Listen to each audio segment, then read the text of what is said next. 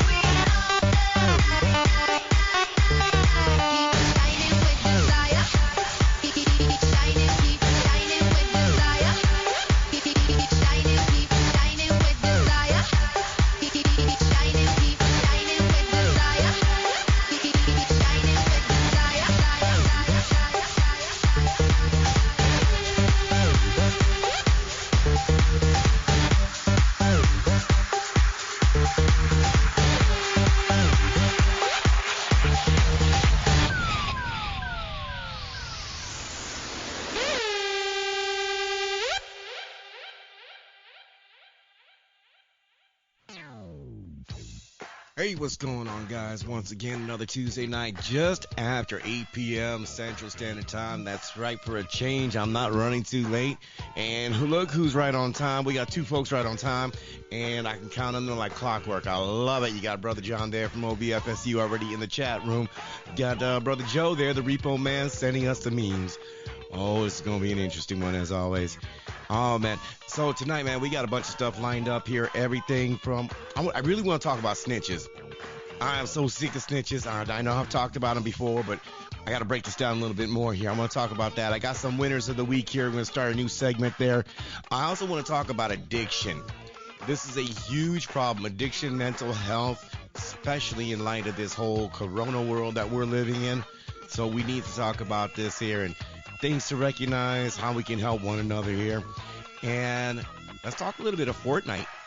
I know it may not make any sense here, but I guarantee you I'm going to tie a Fortnite in with the coronavirus. And we're going to do that tonight. Your calls coming in here, 920-376-9400. Guys, make sure you like, share, subscribe, all that other good stuff. Let's get this kicked off.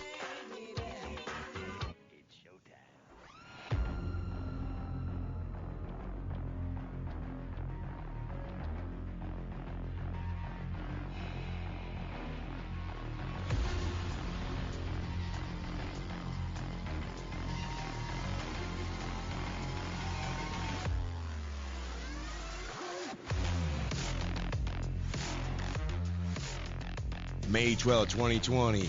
This is another Tuesday night. The sun is still out. The sun is still shining. It is getting beautiful all across this great land. And we are here tonight on the Caramel Conservative Podcast to break it down for you. So many things going on in this world. And if you guys have been paying attention here, I've been kind of putting out a few shows here and there. Did one last night. I was talking about just the bullies on the left, and it's interesting because what I find fascinating about, well, there's many things that I'm fascinated with when it comes to leftists, but I do thoroughly enjoy their double standard, their hypocrisy, the decrying of bullies, the idea that might don't make right, but the moment that they're in power, boy, they're going to be the first one to twist your arm, threaten you with jail and all kinds of other stuff. So I did that one last night, and then the night before, I did one on what this whole phrase of this new normal. Now, I don't know, and I had a really interesting conversation with a gentleman earlier today, and I just want to kind of expand upon it because one of the things that he had brought up was, in a lot of ways, we aren't going back to normal. If you look at everything that's been done, in my position's always been, you'll never go back to normal, especially if you don't want to go back to normal. If you don't see it as a choice to go back to normal, you'll never go back to it. But in a way, when I think about that now, especially after that conversation, it does make me wonder, have certain events transpired that we'll never go back to that normal? Yeah, we'll go back to eventually, shaking hands, giving hugs, slapping people upside the head, that kind of stuff you do with your friends. But, eventually we'll get back to doing that. I mean, I think even now, you got folks that are, if you're confident enough, you're going to shake somebody's hand no matter what. But going to restaurants, this whole seating 6 feet across type thing, that might be the new norm. And we also got to keep in perspective, too, that it took 2 or 3 months to get to this particular point. So going back to normal, or as normal as it's going to get, isn't going to just be instantaneous either. So this is definitely something that's going to be a work in progress. It's going to be something that obviously we're going to have to evaluate as it progresses along. And, there's going to be a lot of frustration along the road there. Joe sent another meme here. He's got this Mexican gangster. Teacher asked me to turn in an essay, but I ain't no snitch.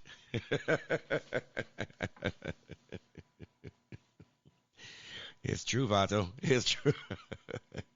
Yeah, brother Mike here in the house from Radio Hope. How you doing, Mike? What's interesting? Mike's been doing a morning show here with Alex Garrett. Sometimes, 10, 30 minutes, just kind of depends on how long they go. And I've had the opportunity to listen to them. If you get a chance, I think they both broadcast from each one of their speaker accounts. And it's actually really, really good stuff, those two together. So I was really fascinated with that. So, yeah, guys, make sure you check them out. I think Alex usually starts around like 7:30 a.m. Central Standard Time, right before Mike kind of gets his thing kicked off at 8. So, yeah, you guys want to make sure you check that out there. Let me readjust this crazy seat here. We got all the squeaking and everything else going on back here. So I did a segment like this before in the past, and I kind of dropped the ball on it. I didn't keep up with it just because, life just kind of got in the way. But I really want to go back to doing this, these winners of the week. And the whole thing with the winners of the week, but my idea of it, would be to pick my top 3 individuals or situations or people or whatever. And kind of give you a breakdown of 3, 2, 1 and why I think these are my top people of the week and why. So I'm not gonna do the background music, although I thought about doing that there. But this week I'm not gonna do that. Actually, and I'm gonna sidetrack here. My wife and my kid got me playing this ridiculous game here, and I really was hoping to work on some music files this evening. Clearly that didn't happen. They got me playing this game called BitLife. It is like one of the most weird life simulation type of ridiculous games, but it is so freaking hilarious. It's kind of right on par there with Cards Against Humanity. Completely inappropriate, but funny nonetheless. So let me kick this off here at number three here. Um, I love these guys. And this has happened in several different states. California, most notably. There was, I think, in Pennsylvania, if I recall correctly. But local officials in a lot of these towns have been filling playgrounds and skate parks with sand and wood chips. And they've been doing this with the intent of making sure that the local teens, early 20s, whatever, couldn't go skateboarding there, that they would shelter in place because, God knows you don't want to catch something that has a 99.01% chance of survival, which I think the survival rate is actually higher. Side note, too, Dr. Birx is doubting anything from the CDC. She thinks the numbers might be inflated 25%. She might be onto something. Well, they end up putting all this sand and everything in there, and I gotta give you gotta give kids credit where credit's due, because oftentimes, as older, middle-aged, seasoned citizens, we tend to be very critical of the youth of today. And when I say the youth of today, I remember being in my early 20s and in my teens, and you had boomers and stuff critical of us. Well, our parents were boomers, but you had them, our grandparents' generation, critical of us just the same. But boy, I tell you, some of these young folks, when they put their minds to it, they really kind of step up their game. Such is the point in California. So that skate park, they filled it with 37 tons of sand. So what did the skating community in California do? These guys went out and actually turned it into a dirt bike arena. I mean, not overly huge place, but swimming pool size, and they kind of went to town on it. In that other town in the Midwest, and like I said, I'm almost certain it was in Pennsylvania. These folks took this sand and they dug it out and they went and placed it right in front of the doors of City Hall. So I got to give these guys credit where credit's due, because you know what? They wanted to send you a message. You guys sent them a message just the same. Just because you're going to go ahead and throw some salt over there and get a little mad doesn't mean you might not going to be able to enjoy that, The second winners of the week here I have, and I want to give a big nod to all these folks. I want to give a big nod to all the protesters that have been out there. Everyone from down in Texas. We got that one young lady there, the hair salon woman, Shelley Luther, I believe her name was, ended up getting arrested. But boy, she's standing on principle, and you got to respect that.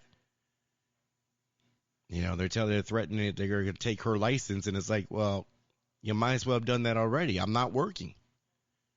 You have protesters in Wisconsin, in California of all places, Michigan. We're seeing more of it, and we're also seeing Second Amendment individuals out there armed.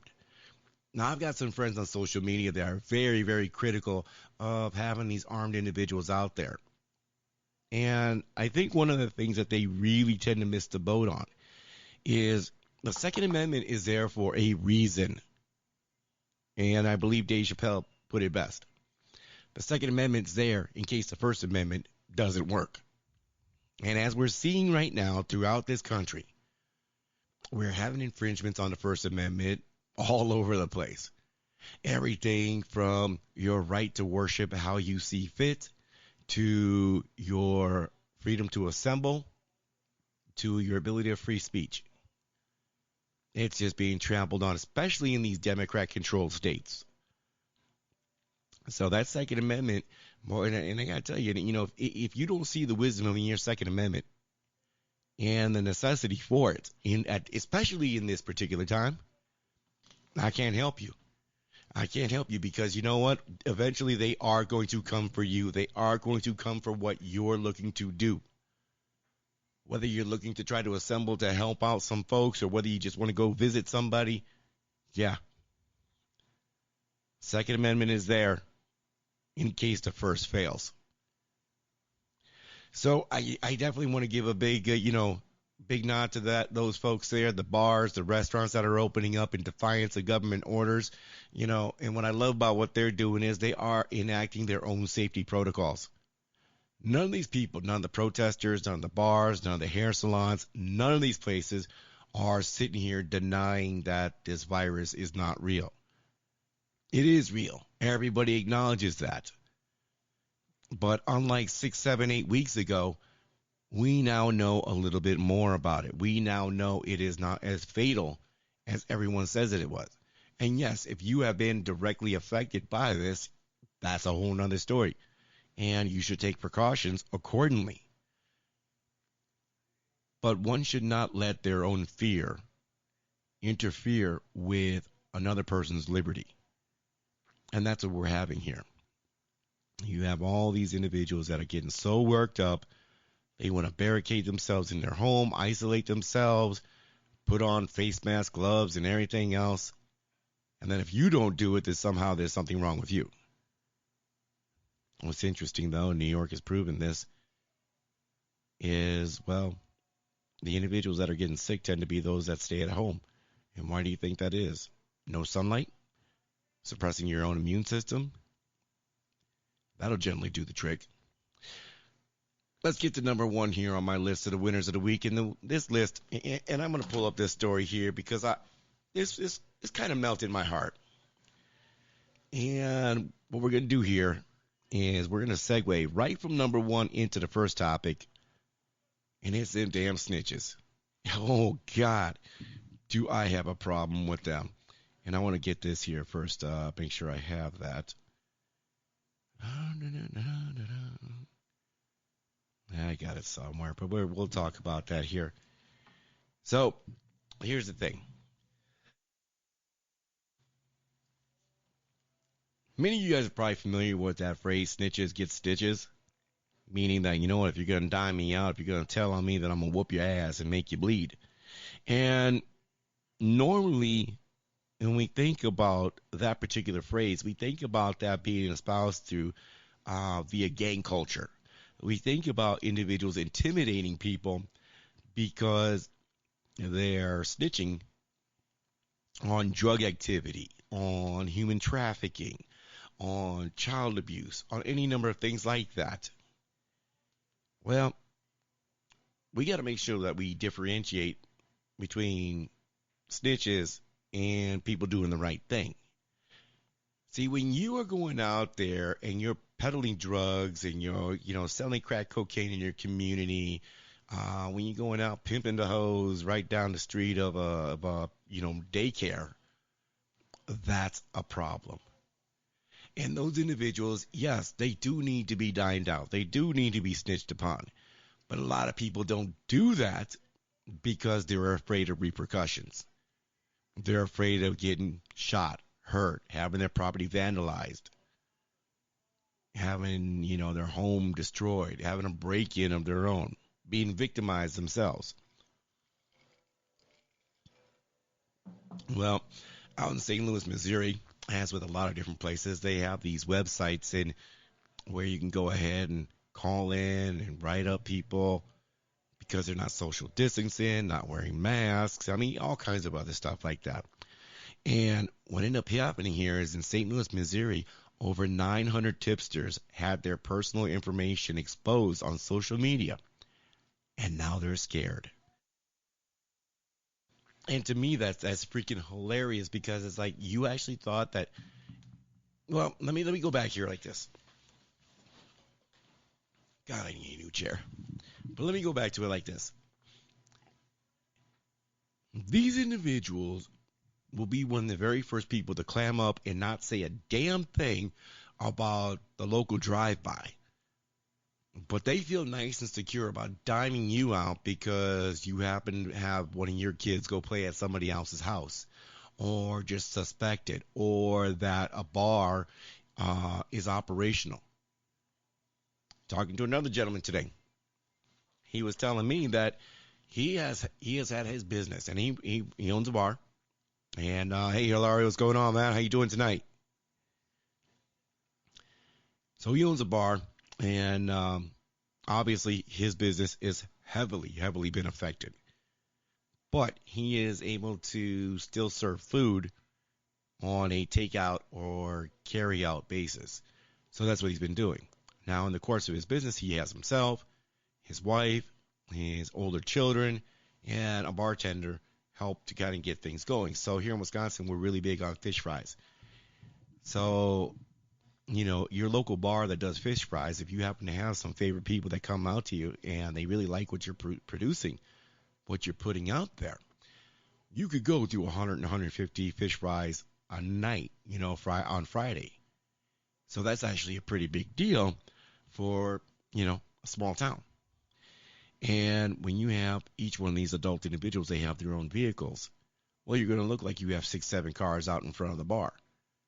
Well, some people have actually called into the sheriff's department reporting on bars such as this that they're opening their business and they're active in defiance of government orders. And again, that is another problem. Here we are acquiescing to government quote unquote orders. It's interesting because, well, when did the government get the ability to order us? Isn't it the other way around? Doesn't the government work for the people and not the people are subjective to the government?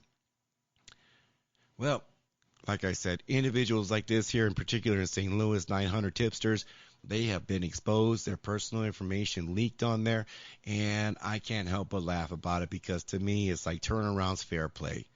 You want to go ahead and start diming folks out? Well, don't be surprised when somebody wants to get back at you here like that, and all they're trying to do is open their business. Now, of course, these folks here, they're scared. They're afraid somebody's going to do something malicious to them. But the fact is this. Most of these business owners, they don't want to do anything malicious. They just want to open their damn business. And that's what frustrates me when I listen to a lot of folks and they carry on about these bars and these restaurants and they're like, well, they can take a hit. If anybody thinks for one moment that your local corner bar, that your, mom and pop restaurant can take a hit by being closed for a month or two, then you have no damn idea what you're talking about. And honestly, you ought to continue to live in your little social bubble that probably doesn't extend past your parents' basement. Because that's the only way that you would be that damn clueless and not have any idea. See, when you talk about the bar business and the restaurant business, the bar business and the restaurant business is nothing but a business of nickels and dimes. That is how they make their living. They are not multimillionaires. They probably will never become multimillionaires. They become very upstanding, stalwart citizens within their local community. They do enough to get by. Is it enough to be comfortable? Yes. But with that comfort comes many, many, many hours of work, sacrifice, planning, paying things out. All people see when they go to a bar in particular is the money that goes across the bar. All you see is just this money just flowing across here, and occasionally you might see the bar owner walk out with stacks of cash. What you don't see is the back end. What you don't see is that those bar owners in restaurants, they have to pay vendors because where do you think that product came from? They got to pay taxes because, government's got to take their cut, right? They have to pay for overhead, gas, utilities, repairs, maintenance. They got to repair the stuff that the drunkard down, the person who was too irresponsible with their drinking, that when they went to the bathroom and ended up kind of ruining it in there any number of ways. So they don't realize these things. And then any business worth its salt is going to need revitalization every couple years. And what about the other maintenances? your fryer goes down, heater goes down, air conditioner goes down. All that stuff costs money. And most of these businesses, they don't even start making money the first couple years. You're just breaking even if you're lucky. And like I said, this is a business of nickels and dimes. You know, you might make 30 cents on a drink, 75 cents on a drink maybe, a couple bucks on a meal. So a lot of people don't seem to understand that. So when these businesses are sitting here chomping at the bit to get themselves back up and running, it is because that whatever savings they may have had by this particular point, gone. So the necessity to open up is that much more important, and snitches don't do anything to help. In the chat room here, Hilario mentioned, Ed, I got some stuff to go on and something to compare it to. Well, by all means, come on down whenever you need to, brother. But as we're talking about this here, and we're going to carry on with the snitches, there was an interesting article that was put out there, a couple of them, but this one in particular, what it did was it took a comparison. Rasmussen did a poll, and the poll made a comparison between Democrats and millennials and Republicans. And what it came to find out was Democrats and millennials are more likely to snitch on their neighbors regarding all these lockdown orders than are Republicans. And that's kind of funny because you would think they would have something better to do. You would think any of these people would have something better to do. But I guess if you got your house in order, it's perfectly fine to go ahead and start snitching on folks. But yeah, according to this article here, they're very quick to snitch on folks for having people over at your house. So if, let's say, I had a snitch nearby and I happen to have somebody come by my house, stop by, and we're shooting the shit, well, said snitch, Democrat, millennial, is more likely to call cops or something on me than, say, a Republican would. And Rasmussen actually posted a couple stats on this here. And according to this poll, 36% of the people polled would snitch. And when breaking it down based upon political affiliation, what they come to find out is that 44% of those that identified as Democrats said yes, they would snitch on for things like gatherings at someone's house, not social distancing. Of the Republicans, that number was 25%. Now, I don't think that 25% makes those Republicans look any better. Because again, don't you got bigger fish to fry? Don't you got other things you need to be worrying about? Now, I want to make sure that I state this here because before I even make the analogy, because I've caught in shit for this a couple times already, and I'm perfectly okay with that.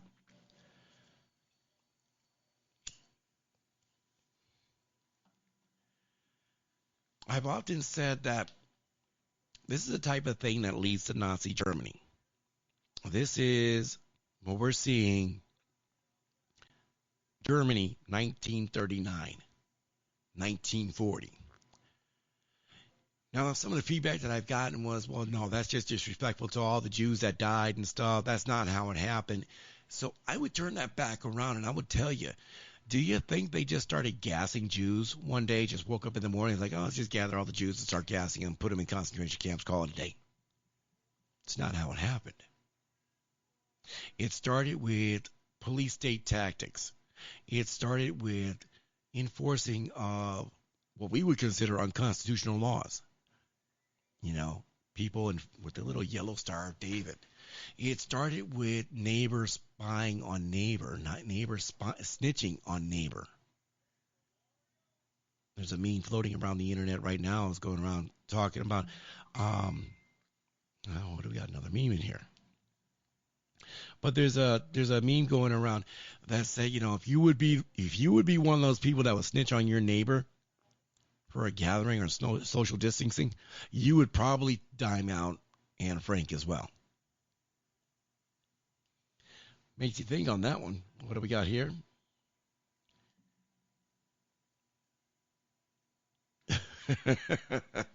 I'll save that for another one, Joe. Though that was good, though. I do appreciate that. So, like I said, to me, I think this is an appropriate analogy. This is pre World War II Nazi Germany. We have citizens spying on citizens, not for any major crimes, but just for something simple as gathering, for not supposedly social distancing. And yet, folks are going to carry on with this. Folks are going to think that somehow they're doing something virtuous.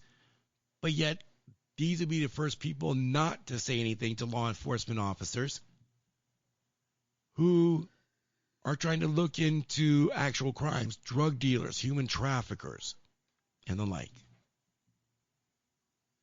So, it does give you a lot to think about there. Now, I'm not advocating in any way that we need to start going out after snitches and we need to start whipping their asses and beating them down or anything else like that. No, I'm not saying that at all.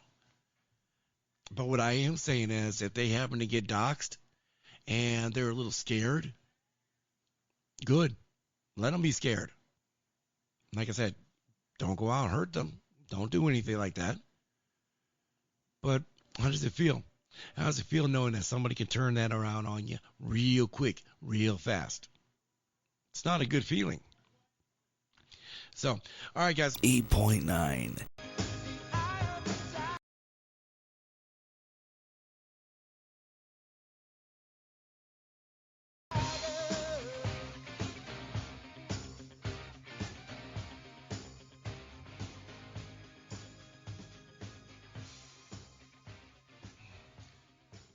Welcome back to the Caramel Conservative Podcast. It is about 8:45 p.m. Central Standard Time. Caller, I apologize. I missed you there. I was actually running upstairs to get some ice.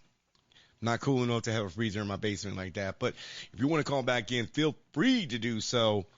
That's caller from the 414 number. Actually, anybody for that matter. If you want to give us a call here, that's 920-376-9400.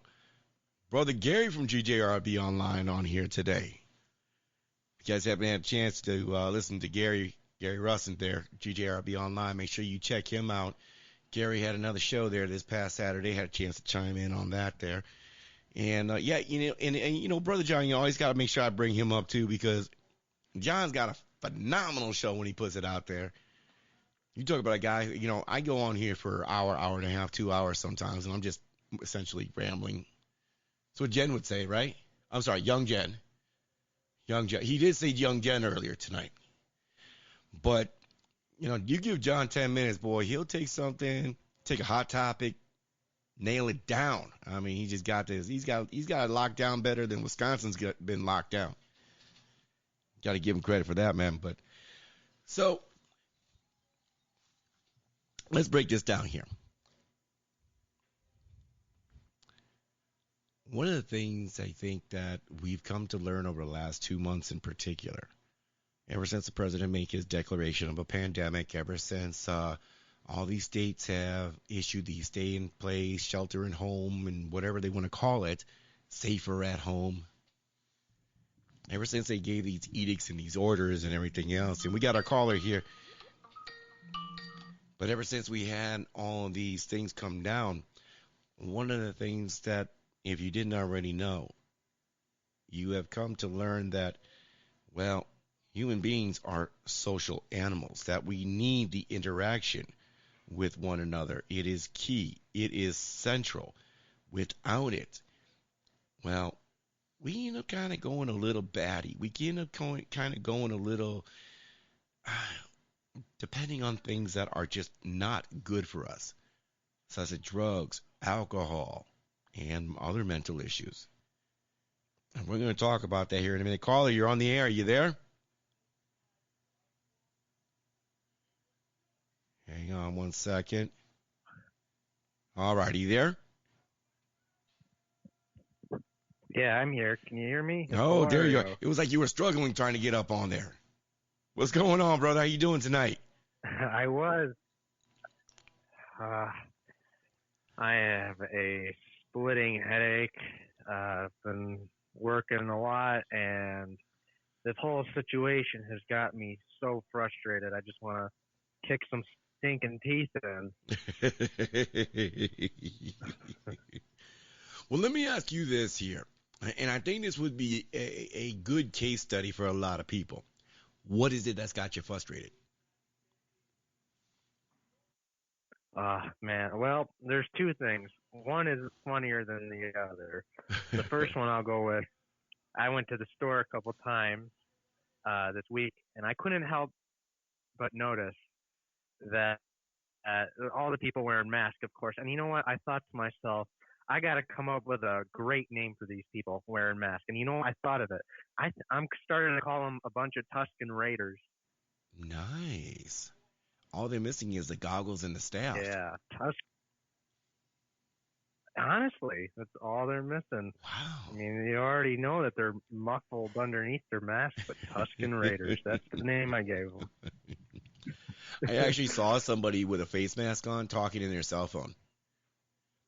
And it was like, you do realize that not only have you introduced probably fecal matter to your mask, but this is totally self-defeating. But, whatever. But I've expressed that same frustration because I'm seeing people. You're wearing your mask in your car, and then you come out and you're breathing in the same air that you're exhaling, and you're going in the store and you're touching your face, and you got these cute little homemade masks. And I'll give it to you. I'll give you points for creativity. If you were on SD, I'd click on the link and look at it. I wouldn't buy it, but I'd click on the link and look at it. And clearly you passed, home ec and stitching classes, and, you probably know what a cross stitch is. I don't. I just know how to say the word cross stitch. But the thing that's funny to me is that, you know, if you understand the science, and the left like to be about science, right? If you do understand the science, you know that no mask that you're wearing short of a M95 mask, N95, whatever it's called, is not going to do anything. If you're going to get sick, you're going to get sick. Exactly. You're going to get sick by your own doing. You are your own worst enemy.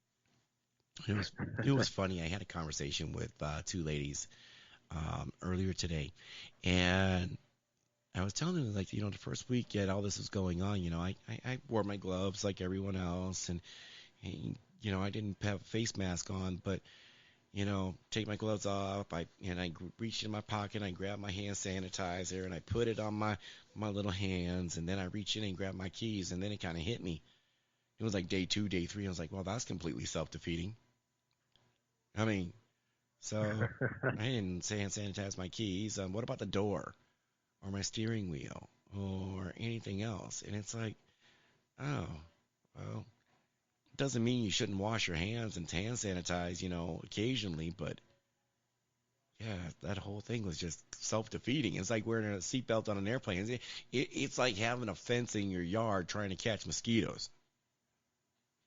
Don't know how that would work. It's like a false sense of security. That's all it is.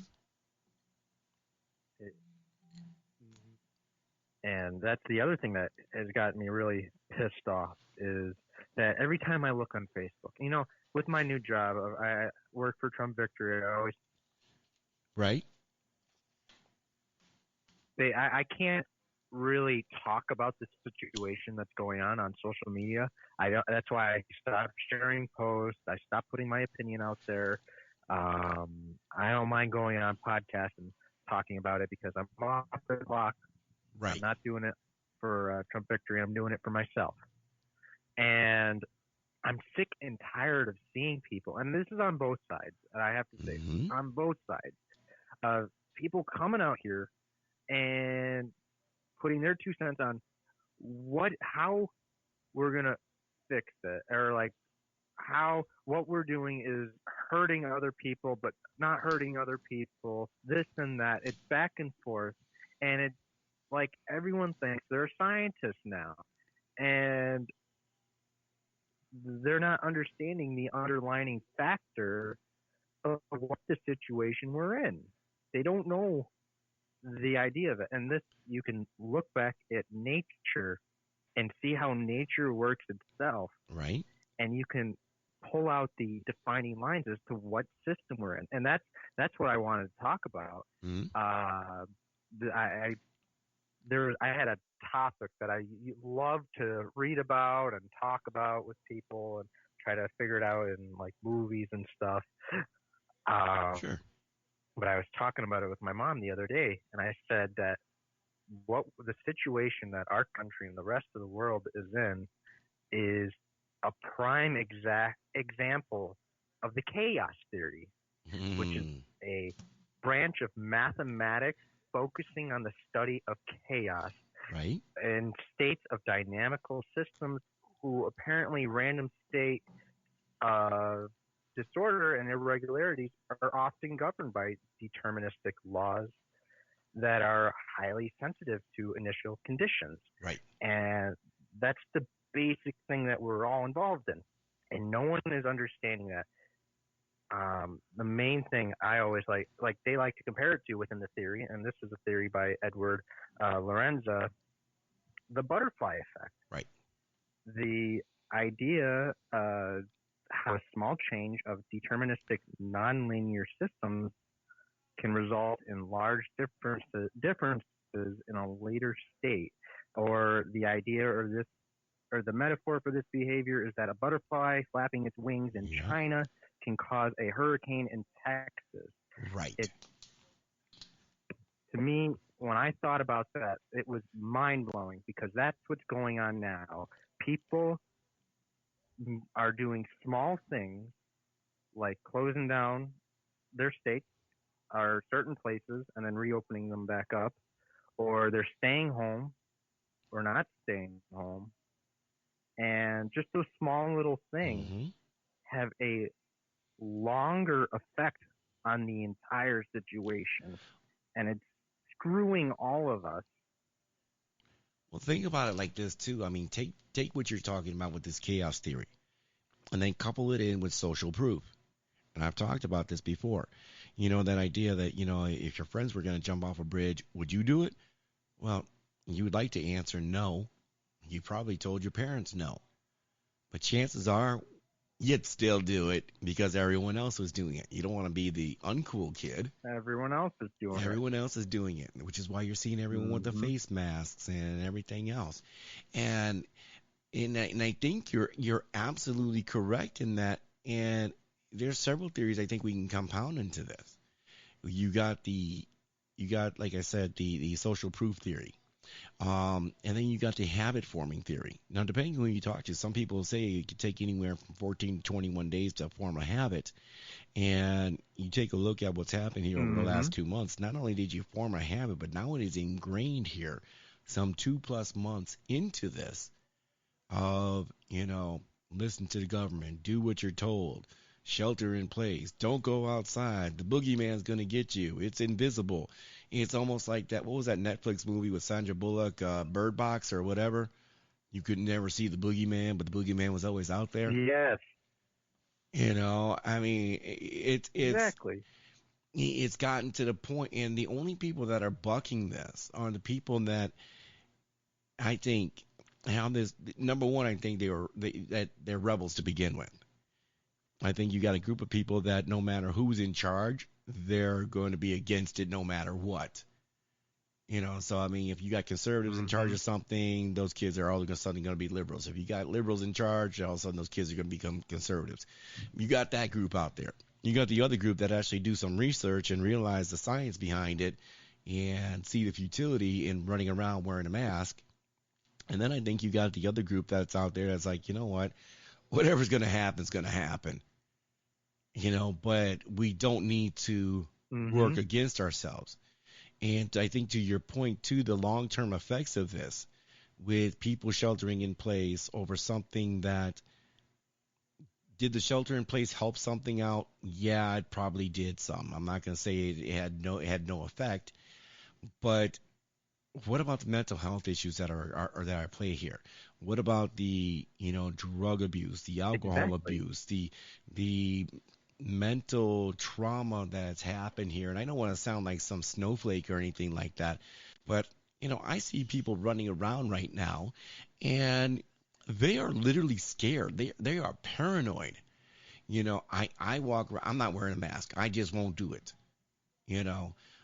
Work sometimes requires it in certain places I go to, sure, I'll put it on temporarily, you know.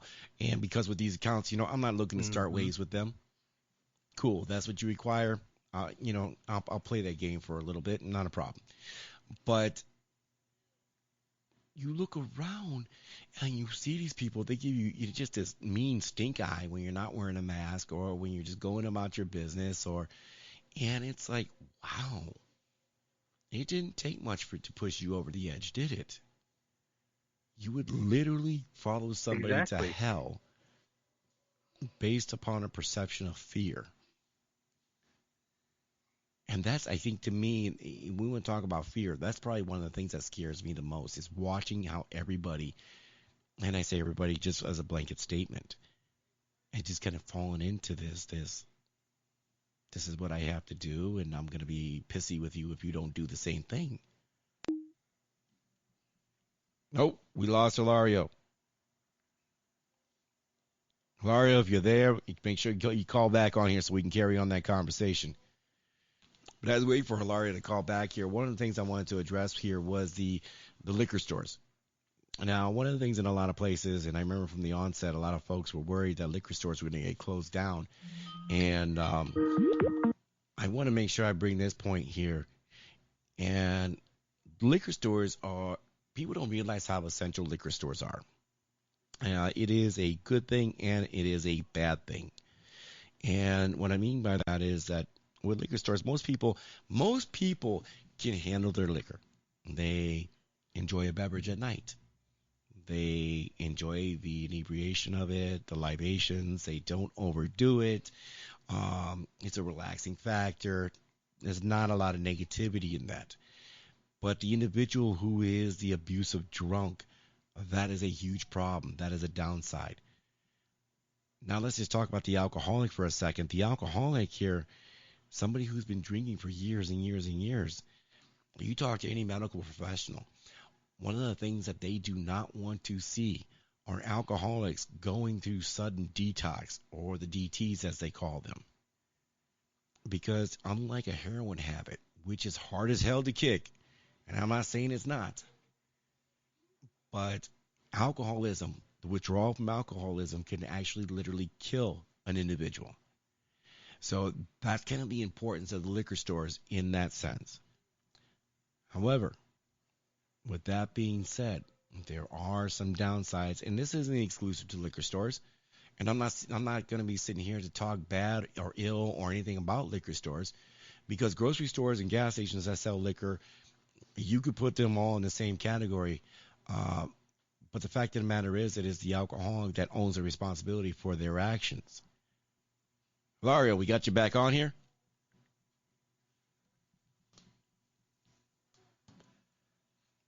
I know he's there. It says we got a poor connection. Why do we got a poor connection?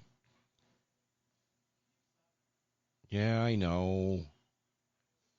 Young Jen over here. Young Jen, the mother of dragons. Hello, are you still there, brother? We're gonna try to reconnect here. Let me try. I'm gonna do something over here on my end. Let's get this. Move some things around. All right, man. If you can hear me, what I'm gonna do is I'm gonna hang up. I'm gonna have you give me a call right back here. So give me a call right back here when you get the opportunity. So one of the problems I think that's happening here with this lockdown, you got a lot of individuals that just have really poor communication skills. Let's try this here. Laura, you back there?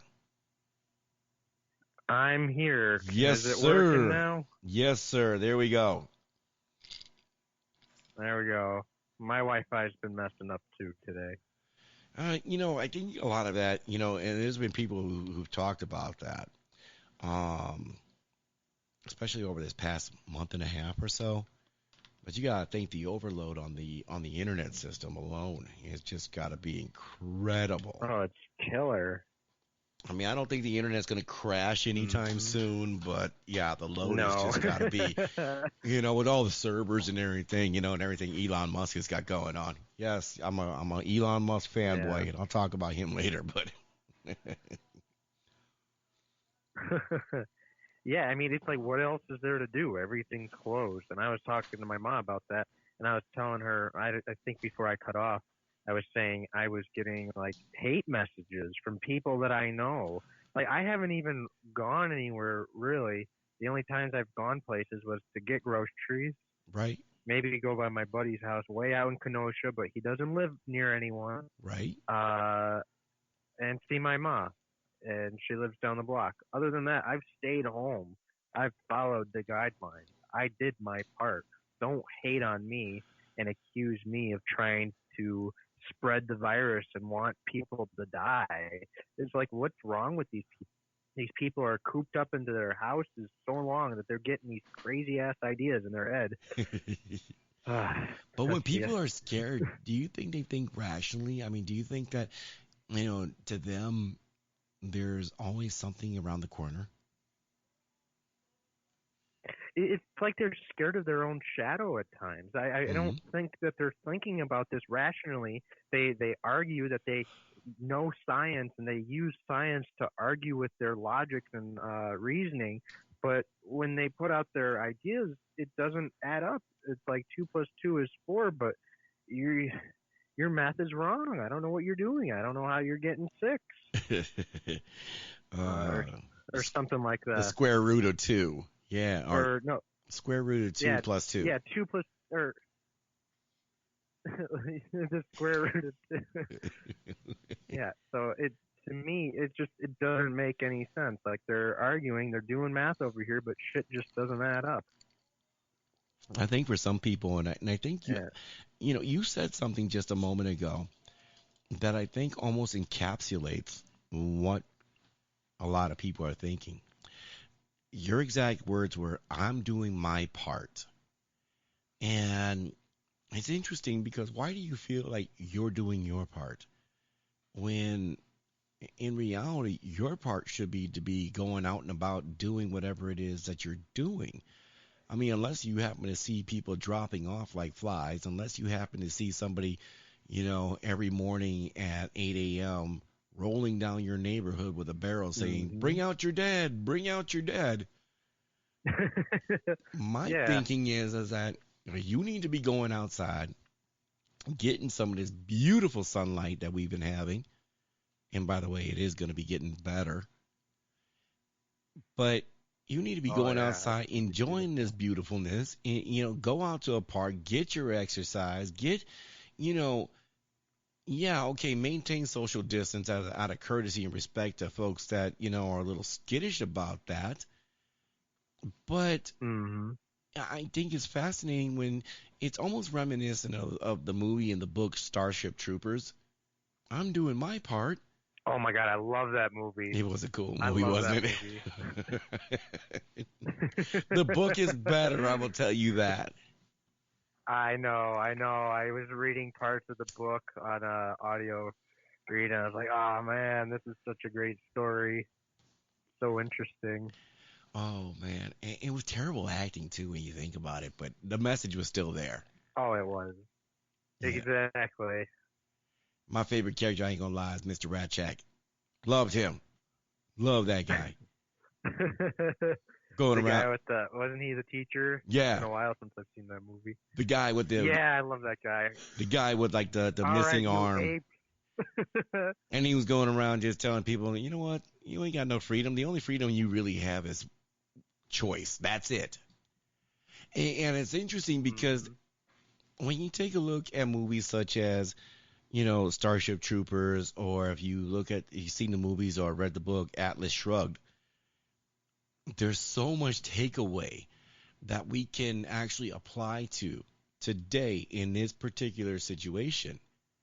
Because when you think about this, we like to think we're in a free society, but this particular situation has clearly proven that we're not. We have a constitution, but we're not really living up to it. People aren't really defending it. And the only choice that we really have is literally that, a choice. Is to go out, to shelter in, to be afraid, to be brave, to, either step up or step down. And there's Hmm. so much of what we can learn from these books, and these movies, that I think a lot of people were exposed to them today, they might start looking at things a little differently. Exactly. That's the stuff that I grew up with those kind of movies or those ideas, those philosophy. I mean, I remember at a young age, I know that it's not entirely accurate with everything, but watching The Patriot with Mel Gibson or movies Yep. like that, Braveheart, Gladiators, those were movies that I grew up with, Right. and the ideas that I took away from them is, in a way, also what shaped me as a person. The movies and stuff that and the on stuff that's on social media, the trash that is on social media, is brainwashing these young people and even some older people Hmm. that may not have had access to that stuff or because they didn't have the technology, but now they do because pretty much Right. everyone has a phone and the internet at our fingertips there. Right. Uh, False information and misinformation spread throughout social media or movies or trying to underline and brainwash people's ideologies with Yep. just hidden messages is what not only ruining this country but ruining an upcoming generation. Well, and it's funny that you mentioned that because I love. Occasionally, I like trolling people on the right because some folks on the right will just put some ridiculous shit out there that Obama Yep. said this or so and so said this. And by the way, Jen, Gary Russin said, "Hi, young Jen." Gotta make sure I throw that out there. But yeah, Jen got a big old smile for that. But they'll post some ridiculous quote out there without They any will, yes. attribution. And I have this one meme I saved, and it's a young lady, and she's on her hands and knees, and she's clothed, just so nobody gets any crazy ideas. But she's in the middle of a desert, and she's sweating, and she's like, "Sources, need reliable sources." And I'll just post that up there. And sometimes, I'll get an actual good source from somebody. Other times, most of the time, I kind of get some hate from that because it's like, how dare you question that? Well, it's not to say I'm not on your side. I just don't believe what you're saying out there because nobody's that damn stupid unless your initials are AOC. Exactly. And I'm so glad that you called out people on the right as well doing that because every single day I go on Facebook and including today, I Right? could be looking at it right now. Hell, and as a matter of fact, I am looking at stuff right now and I'm just scrolling, and I'm seeing people that I'm friends with and they share some of the most outrageous stuff. It's like, where are you getting this from? Oh, it just the examine something stores blah blah blah. It's like, do you even know if that's factual? I know people don't like the mainstream media and stuff like that, Right? but even then, some of their stuff is not as outlandish or as crazy as that. It Well, yeah, it's got like mhm. Go on, go on. it's got like it's closer to the truth than what these other small individual paces just trying to make a buck here and there just to who knows, maybe that is created by Russian bots. Maybe that's what they're thinking. It's not us voting for Trump, it's the stupid little pages that they keep sharing. Well, I no. don't know, What I I think could you be wrong on that. Wait, what's funny to me is that when people are sharing pages with somebody that's got the name of the article or the name of the, whatever you're calling your particular, um, I'm going to call it an organization, but whatever you're calling Hmm. it, and it's that name dot wordpress dot com, and it's like, dude, I can't take you serious. I Exactly. can't take you serious because you don't even care enough to invest, 150, $200 and actually get an actual domain name. For me, when I see people or when people see my website, when they see Plus Ultra Media, what I want them to see is, different podcasts, different recommendations, and I got a blog on there, and I want them to know this is going to be right of center, and when I Mm-hmm. do post a blog, I'm going to have facts and everything else and resources and references in it. But I don't see that with some of these other things. It's just, Barack Obama said that, you don't deserve freedom. Well, he never said that anywhere. He certainly implied it. Exactly. He never said that. He implied it a number of times, but he never outright said that, and it's like, don't make stuff You know what? up. These, yeah, don't We make have enough stuff to up. hate These him things on. Then are go ahead. these things are head turners. They want it's like that meme where that guy's walking with the one girl or with his girlfriend and the girl's walking past him in the blue dress and he's Yes. turning his head. That's what it is. They Yes. want you to turn your head and look. And you know what? This goes all the way back to what I said earlier. The chaos theory. Those things are meant to cause chaos within the system to make sure that the people on either side do not come together. They spread further apart, and it causes division. Yes. And you know what? There's patterns in every one of them, but in the end, it's random, and you cannot figure it completely out. But I think too, at the same time, there are some people that see this as an opportunity to make money, and I'm going to call them out. And I'm going to say, they're U.S. citizens. They are right of center. They are left of center, depending on their perspective. And they're using these titles as clickbait. They're trying to increase their Clickbait. notoriety on the Google algorithm, which is extremely fine-tuned because the more hits you can get, the more you can make on AdSense and everything else like that. And it's just ridiculous that you can pump stuff out there like that. Now, I don't think there should be any kind of legal remedy to that, but I think what's important, and Gary mentioned down here, that he's leaving WordPress, but I don't want to make a website and not have to pay for it too much. But he mentioned that WordPress keeps deleting his blog, so he left it. Just a recommendation, there's blogger.com. I'd recommend you check that one out.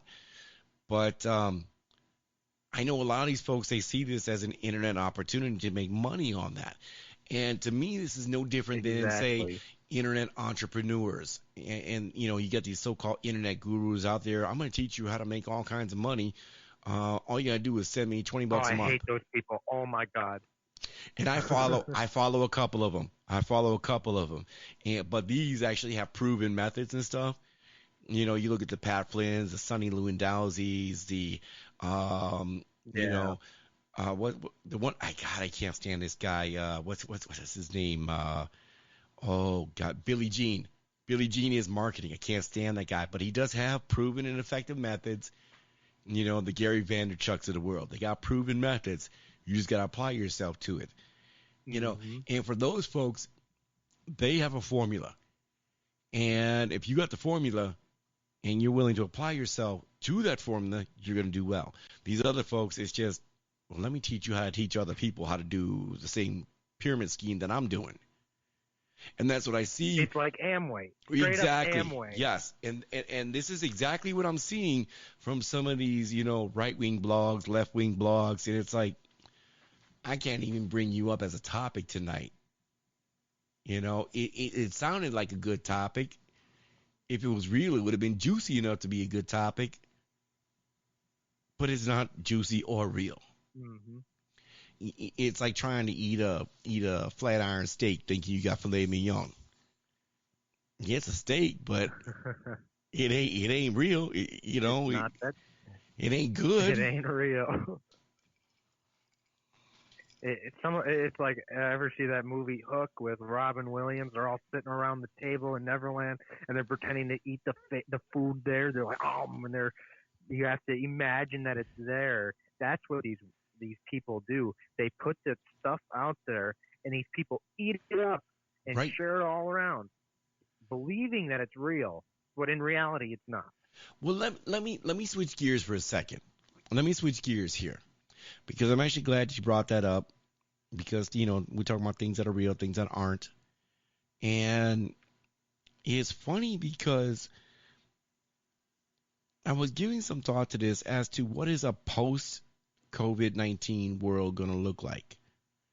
And one of the things that you're seeing more of happening today in the current coronavirus, as I call it, you already have people, immersed into the internet.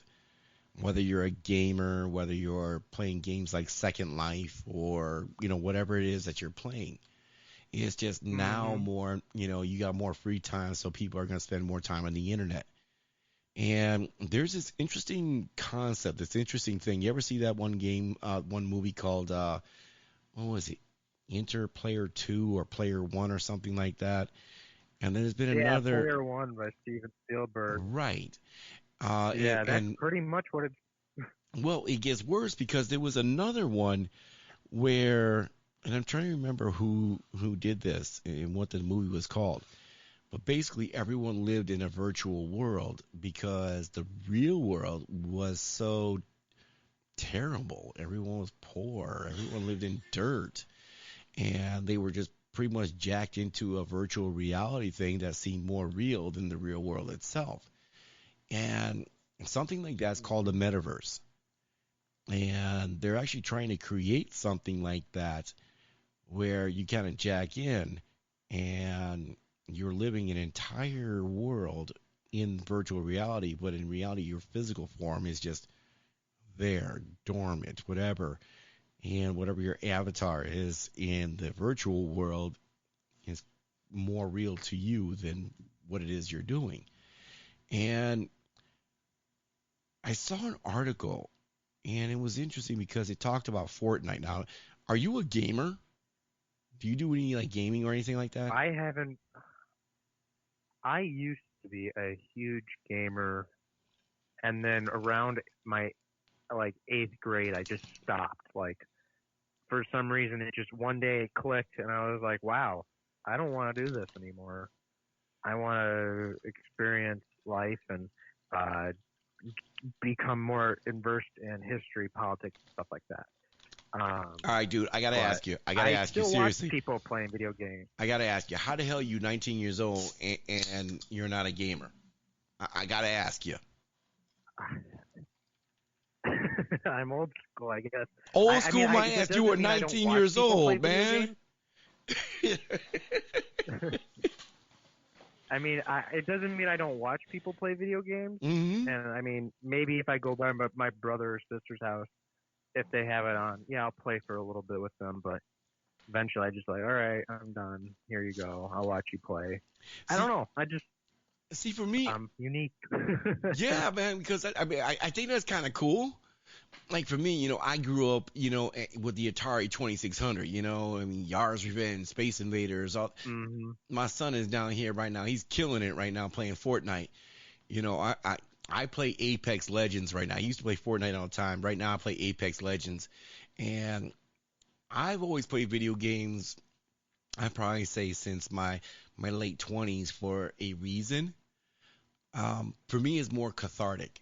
Like legally, I can't go around shooting people in the Hmm. face or slicing them in half with a sword.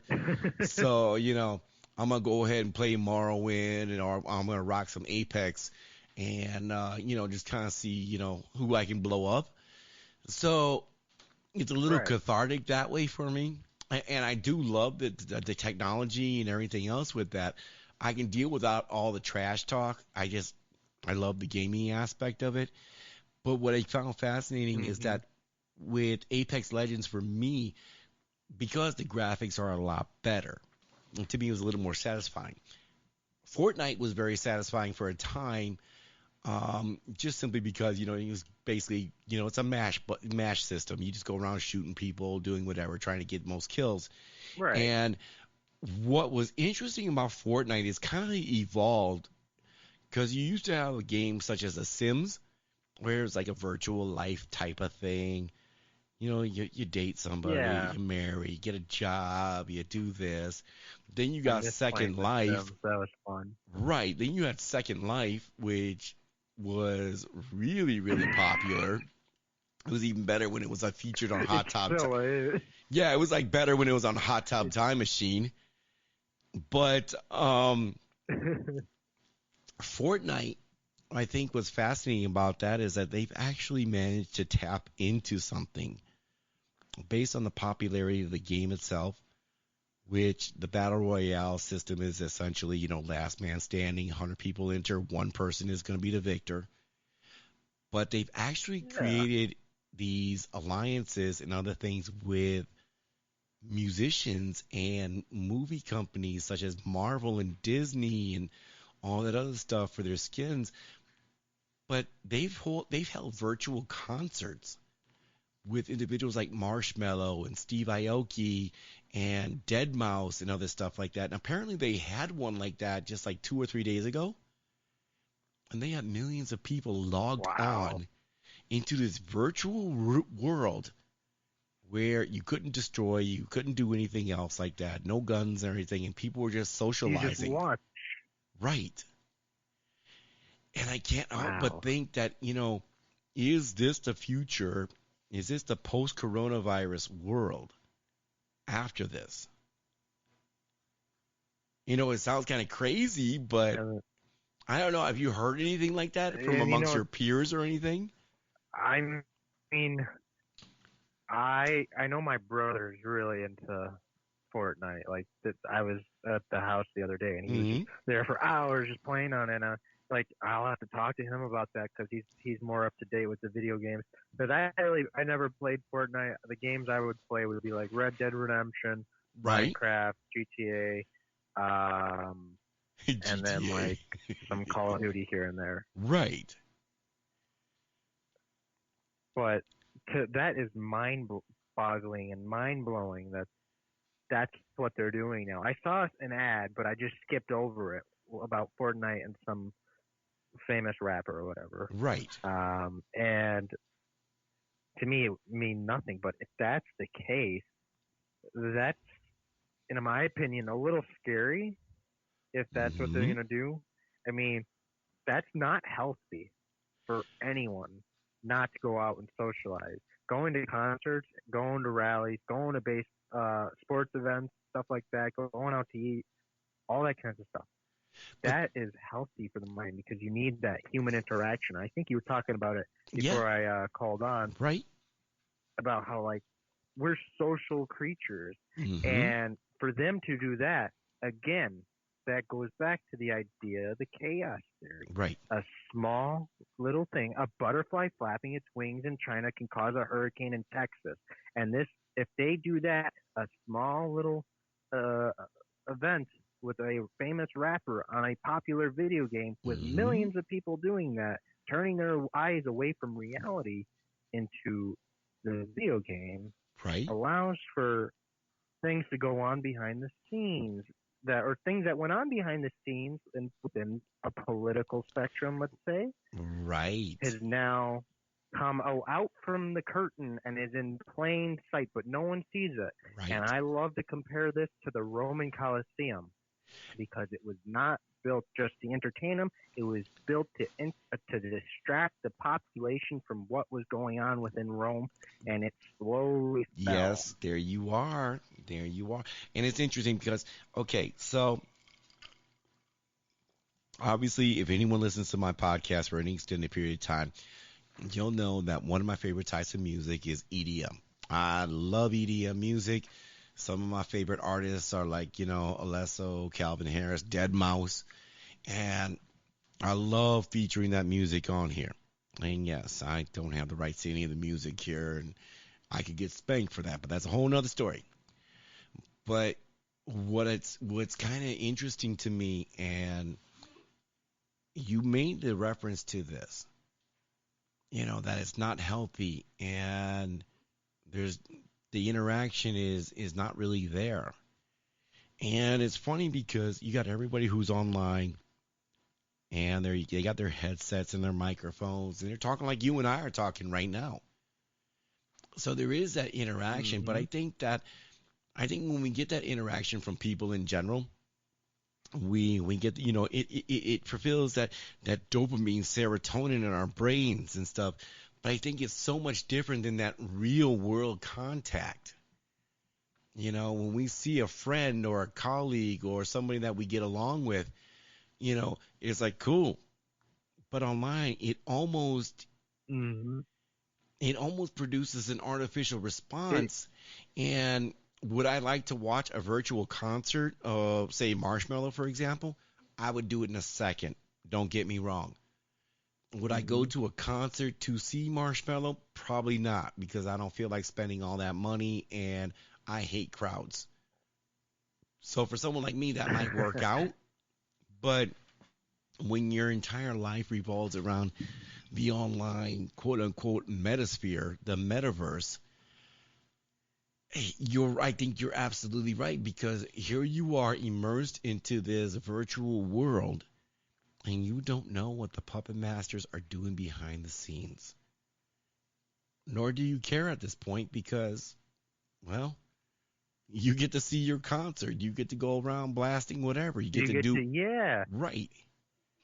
you get you get to escape from that reality. It's not your problem now. You're pushing it off to the side. I was the same way when I was in school. I Hmm. didn't. I mean, I cared, but I didn't really care enough about my own education at times, which I guess. I mean, I guess you could say it messed me up, but I think I did a lot better than most of the other kids. And I loved what I do. like not what kids would watch video games and stuff, or watch Sure. people watch sports on their computer because we all had laptops. Not me. I watched every time I got any chance I got. I watched almost every single Trump rally that was going on, that he was having when he was running for president. I Right. swear, every single day, sometimes 2 or 3 times a day, And then he you would wonder have why you one got going, haters. and I was. And then you wonder why you got haters. Then I wonder why I had it. But I always I kept myself in the back away from people and had my computer turned away from me. So I would watch it on the background, you or like do in study hall, I would have it on quietly you do and realize change the that page. you do realize that people that would catch you, they would much rather you have been watching porn than a Trump rally. I mean, it's a sad reality, but what are you watching over there? I bet you're on Pornhub. No, I'm watching the Trump rally. Why aren't you watching I'm Pornhub? watching the Trump rally. Miss Bixby, he's watching a Trump rally. I thought he was watching porn. Nope. Oh, Go to the office. go to the I'm office. expelled. You should have been watching some girl action, but instead you were at a Trump rally. You're in trouble. Go to the principal. Oh God, it's a twisted world that we live in, isn't it? That's so true, though. You're 100% correct. That I, if I was watching porn, I would have gotten away with it rather than if I was watching a Trump rally. That's just how sick everyone is, because they spend their time not focusing on reality, focusing on the sports, focusing on what's going on in Hollywood, focusing on what movies come out, and focusing on what famous actor dumped who and who are they sleeping with now, blah blah blah. Like that's all they care about. Like, oh, did you see this? Oh man, Beyonce. This. How about that? What's her face? The loudmouth one. Which one? There's a lot of uh, them. Cardi B. All of them. Yeah, Cardi B or whatever. Yeah, that's all. Or the Kardashians. Oh, what's going on with the Kardashians? Who the hell cares? They're not affecting our lives. Oh, Maybe mentally, but the whole Kardashian thing just kind of like it's weird to me because I remember seeing a couple episodes with the next girlfriend that I was with, and she's like reality TV like Survivor and that type of thing, and I'd sit and watch it with her, and I'm like, you realize that most of these people would have died already, right? Well, no, it's so cool, and I'm like, oh, okay, whatever makes you happy. All right, cool, watch it, and I'm like half in, half out, because I could care less. hmm The only thing that I think made any sense was probably, this was on the onset. Uh, was it America's Got Talent? I mean, you had some great Mm, singers on there if you were into that type of thing, but again, right. these are distractions. And not that there's anything wrong with having a distraction. I think everybody should have a distraction. Like when I go to bed at night, Exactly. I watch cartoons. Whether it's American Dad, Family Guy, Yo Mama on YouTube, that's my latest thing. There's this autistic guy, his name's Zach James, and he actually created an animation company, and it's just a bunch of Yo Mama jokes, and it's hilarious. And it's a nice distraction at the end of the night because I think that at the end of the night you should be listening to one of two things: extremely motivational stuff or things that put you in a better mood, things that can get you to laugh and smile and not Comedy right. stuff, exactly. And that's what I do the same thing too. Is like at the end of the night, unwind, get ready for bed, put something funny on, or something that like will like inspire you. All right, man, that was great. I'm gonna get some sleep and I'm gonna conquer the world tomorrow, or Right. something like that. Well, no, and it's funny Uh, because like sometimes at the end of the night, if everyone's asleep and I get control of the TV in the bedroom, I'll put on like a Les Brown speech. I'll put on a Tony Robbins speech, and to me that is like some good stuff to listen to. And I'll listen to something like that in the yep. morning, or I'm trying to educate myself, on finances or whatever else. And I don't have it all together by any stretch of the imagination, but damn if I'm not going to try, if I'm not laughing, I'm Hmm. learning.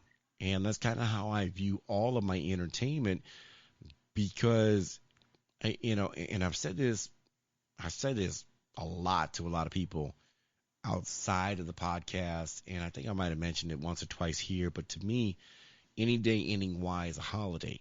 Any day ending in Y is a day for celebration. And I celebrate it as International Ass Kicking Day. And if you're not out there kicking ass, then you're kind of wasting the day. You need to be going out there and just dominating it.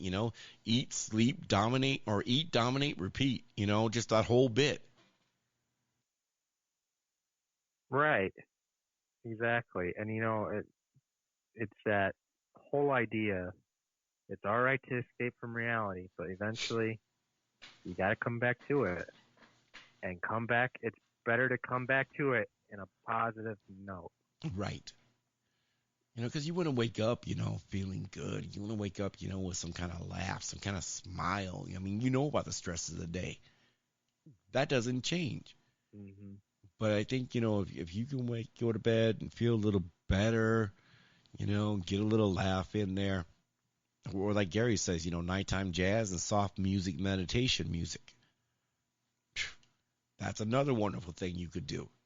And I think that's something that's really Hmm. important and healthy for a lot of people's mental health. I agree. Mental health is a key component to the human life structure, and in a time like this, you need to do everything you can to keep that mental sanity going. Right. I, I, I, I mean, I get very bored sometimes, and I have a very nasty habit of pacing in my apartment, in my small little apartment, and so I've been trying. So what I've been doing, I've been trying to go outside, like when it's like kind of cool out, and just look up at the stars off my balcony because I can kind of see a few of them down by the lake. Right. Because I'm on the second level. If I was on the third level, I'd probably see them better. Right. Um, It's amazing what but 12 it's feet will so do. quiet. And it's so quiet and peaceful. I hear no cars, no people talking. Just I hear the crickets, and it's just that's what I've been doing. I've been trying to relax my time and not pace, sit down on the porch and just think about life, and it's been great. It's one of my favorite things I do now. Well, let me ask you this here. Since you're in the Milwaukee area, right? What's been some of the Hmm. changes that you've noticed? I mean, you're talking about you hear nothing. And I remember when I was living in West Dallas before I moved up here into the central Wisconsin area, there was never a period other than like 3 a.m. where you didn't hear anything, a car drive by or bar close or something like that. What's been some of those changes and how's that kind of affected you? I think for me, well, I live right on Lake Drive in St. Francis, so I'm not close to the Bayview area, Hmm. but I'm close to it to where like the traffic doesn't really come by me. Okay. And I'm kind of removed from the street, just by maybe a block. Okay. So even then, I like if I look at the street, I don't really see any traffic, and I think it's because people are staying home. They don't go driving around. Like, well, why waste gas if you don't have anywhere to be? Right. The only places you're going to is the grocery store, or if you are so-called essential worker, according to the government, uh, then you go to work. But most people are home by like 5, 6, 7 o'clock, Right. And, and and for so those of you that aren't familiar with the Metro Milwaukee area, St. Francis, the little town that Hilaria is referring to, is roughly about I'd say 5 to 8 miles away from Center City, Milwaukee. And when I say Center City, Milwaukee, this is a hmm very large swath of land. There was another young lady I was dating, and she was from North Carolina, and she came up and visited me here in Milwaukee. And when she looked at Milwaukee, she in North was Raleigh, North Carolina, where she was from. She thought Milwaukee was ginormous by comparison. And I'm like, no, this is this ain't nothing. this is this is nothing. This is peanuts Right. compared to what's out there. But, you know, uh, when you think about, in a metropolitan area, 5 to 8 miles can be literally 20 to 30 minutes of drive time, depending on when Yep. you're driving. And even at night, there's a ton of stoplights and everything that would kind of drag out your drive time. So being in an area like yours can be very different than, say, being on the south side of Milwaukee or even Bayview for that matter, which Bayview is hmm roughly about, I'd say, anywhere from a few feet to 3 miles away from Milwaukee itself. Yeah, and I hate driving through Bayview. Ugh, terrible. See, I remember Bayview, as a relatively quiet area that you could walk through. I mean, I used to walk through that any night, any time. It didn't matter. But this hmm was a time when you could go down Lincoln Avenue and you were fine. Because I remember I used to live. Do you know where they call it California Field, but it has a name. It's not Kosciuszko Park. It's oh my God, it's across the street from Trader Joe's. There's a baseball field and a bunch of big old park there, and it's by a foundry, and it's hmm right there on KK. And I used Oh to yeah, I walk. know where that is. So I used to live on California Street. Now you might not know where that's at, but I used to walk from there over to, I think it was like 11th, and it was closer to 11th and Lincoln. And you never had to worry about drive-bys, anything crazy like that. And but then again, I'm Nathan would say I'm not old, I'm ancient. Actually, both my boys would say that because they're kind of dicks. I love my boys, but I'm just gonna be honest about that. But we're talking early '90s though. So I go visit my girlfriend at the time, and you know, not a big deal. I mean, you always watched out because you were in a big city, so you never know, you might run across somebody who's suspect. The individual that you hmm that you see on the news that got mugged or killed or something like that, they probably didn't think they were going to wake up and get mugged or killed either. So you always kept your guard. But you felt safe about it. I wouldn't do it today, though. Bayview used to be a Yeah. real cool area. Not anymore. Not anymore. Yeah, Oh, man. it's crazy how it's changed. So let me ask you this here, because I really want to get into this when it comes to addiction and stuff like that. What have you noticed? And I'm actually really glad that you're staying on here. That you come on to the show, that you're contributing to this, because to me, this is really important, because I can certainly give my perspective on things, but I love bouncing it across other people too. So when we talk about, drugs and alcohol and mental health, what have you seen amongst your peers? What have you seen amongst just what you've seen down the street there? Because you're closer to the big city than I am. My closest big city is Oshkosh. Yeah.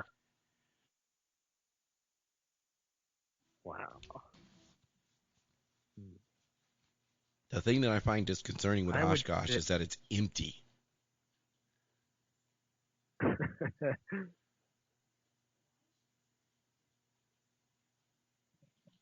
Hold on, my Yeah. cut or my there we go. I got it. I would say from what I see from my peers and from what I see within the city itself, anytime I go to the store and I look at I went to Pick and Save the other day. Yeah. That's where I saw all the Tuscan Raiders walking around. And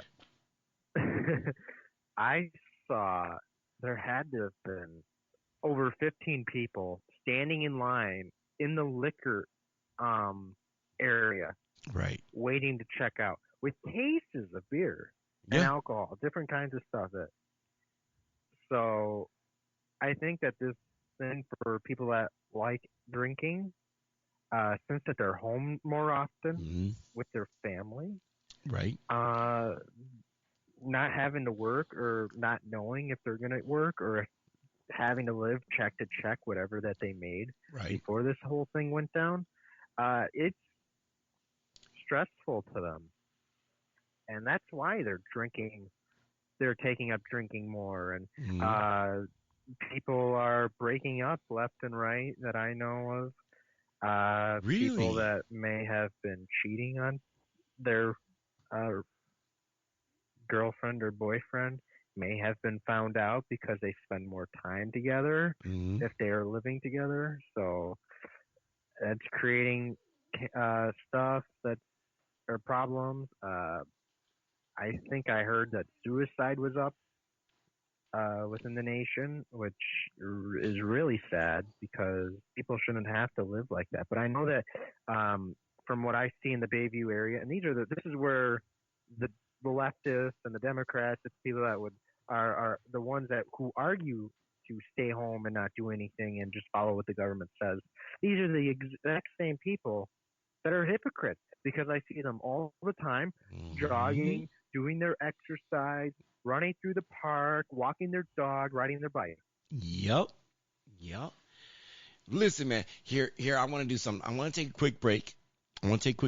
Stay on the line, and I'm going to put my mic on mute here. It's going to run just a little under 4 minutes, if you don't mind holding. And I want to I don't mind holding. I want to go over this here because there's a great article from Urban Milwaukee that talks about exactly what you're talking about, the suicide attempt rate and what's happening. And one of the things I need to impress upon everybody, take a look at a city like Milwaukee, Wisconsin. Milwaukee, Wisconsin has roughly about 500,000 people, give or take, depending on when they're doing the census. And this is a microcosm of every major city around you. And this is going to be critically important here. So if you don't mind hanging tight, I'm going to play this here real quick, take care of something, and we'll be right back, if you're cool with that. I don't mind. I'm perfectly cool with that. I got to grab my charger. All right, cool. My computer. Let's give it 3 minutes, 46 seconds. There we go. All right, here we go.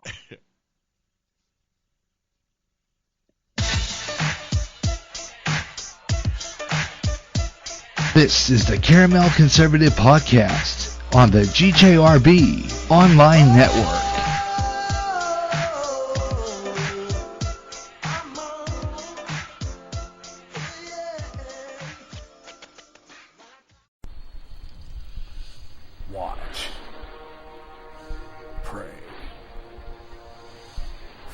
not know what hour the Son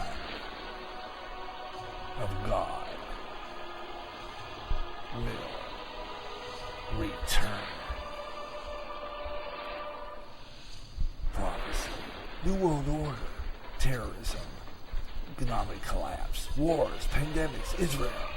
When they say peace, then cometh sudden destruction. Volcanic eruptions, earthquakes, signs in the heavens. Keep up with world news and events you hear on GJRB's News on the Hour. Go to End Time Headlines at www.endtimeheadlines.org. With a lot of chaos happening, keep in touch with End Time Headlines and GJRB. America's Street Music is back on GJRB Bluegrass with the Grass Golds, Bill Monroe and his Bluegrass Boys, and so much more. So it's time to bring it back, and on more often. It's Bluegrass Jubilee Freestyle with all the great songs you heard before and some new up-and-coming stars with some emerging bluegrass. Also, some all-time gospel favorites too. Now at a new time, every second Wednesday of the month at 3 p.m. Central, 4 p.m. Eastern, and 1 p.m. Pacific on the GJRB online network. End times are upon us, and we need to know what's happening. Knowing the truth is key to survival. There are lots of news events going on in the world that have certain significance to end-time happenings. Listen, as men and women gather to discuss the news and how it lines up with Bible prophecy on the last 7 days.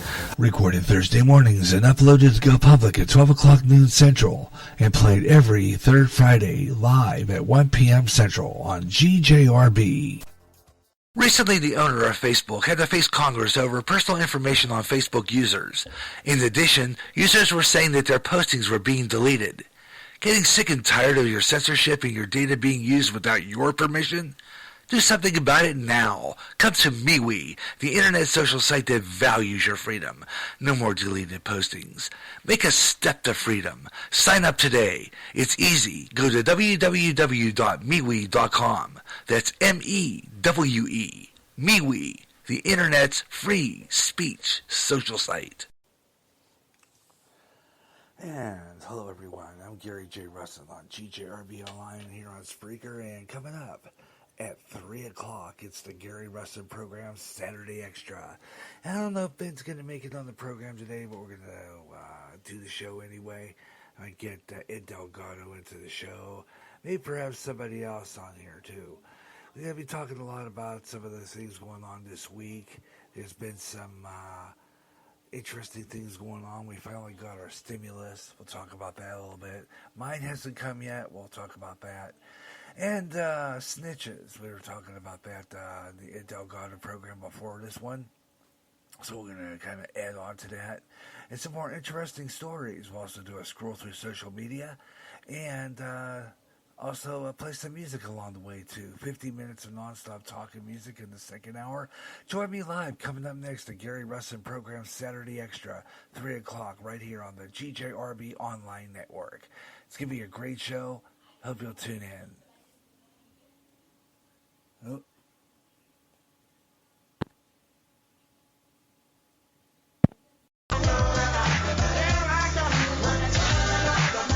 Now, back to the Caramel Conservative Ed Delgado on the GJRB Online Network.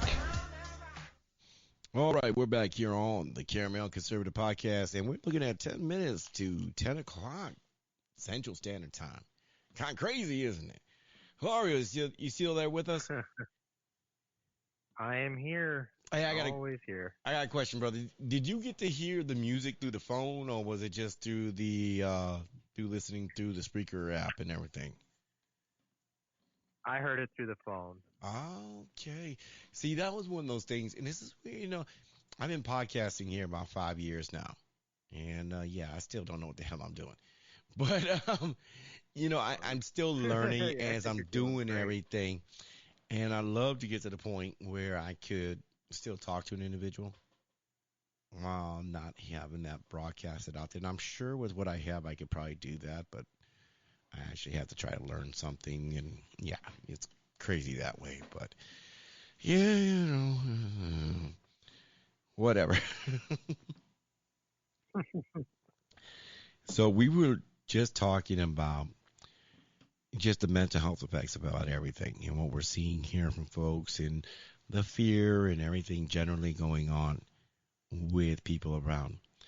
And there's this really great article from Urban Milwaukee, and the Milwaukee County's EMS division has seen a drastic increase in calls for mental health concerns and drug overdoses during the COVID pandemic. So if I told you that they are showing a 54% spike in ODs, would that surprise you? Or how about No, it wouldn't. an 80% increase in suicide attempts? Oh my. I think the suicide attempts would like shock me the most out of the ODs.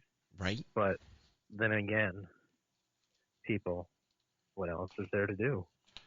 Well, and it's, you know, you take a look at any major city out there, medium-sized major cities, you have a lot of human trafficking going on. You got a lot of prostitution going on.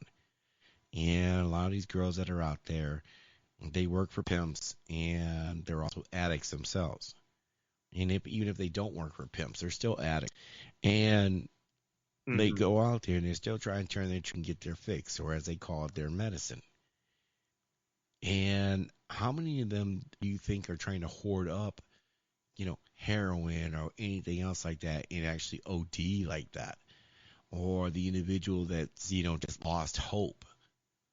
And it is, oh my God, it is mind blowing when you think about this. It really is. It's very sad. I'm going to drop some hard truth here, and it's kind of sad about my own personal experience with family members. I've had family members who were addicted to heroin and were drug users. My uncle was a perfect example. Right. He's clean now, thank God, because he went to rehab. Right. But he was here earlier today visiting me, and he was telling me that he's so glad that he's off that stuff because all these people, they're bumming. They're bumming right now because they're not out there. People are not out there dealing because one, they're kind of scared about the virus, but two, they want to keep that stuff for them. Right. And that's why you see an increase in ODs. Unfortunately, I had two people in my family who, we call them family and we consider them like they were like aunts or cousins to us. They both died. They're both sisters, and they both died from heroin overdose. OD'd in their bathroom, and their daughter found them. And that's horrible. It's very sad. That's terrible.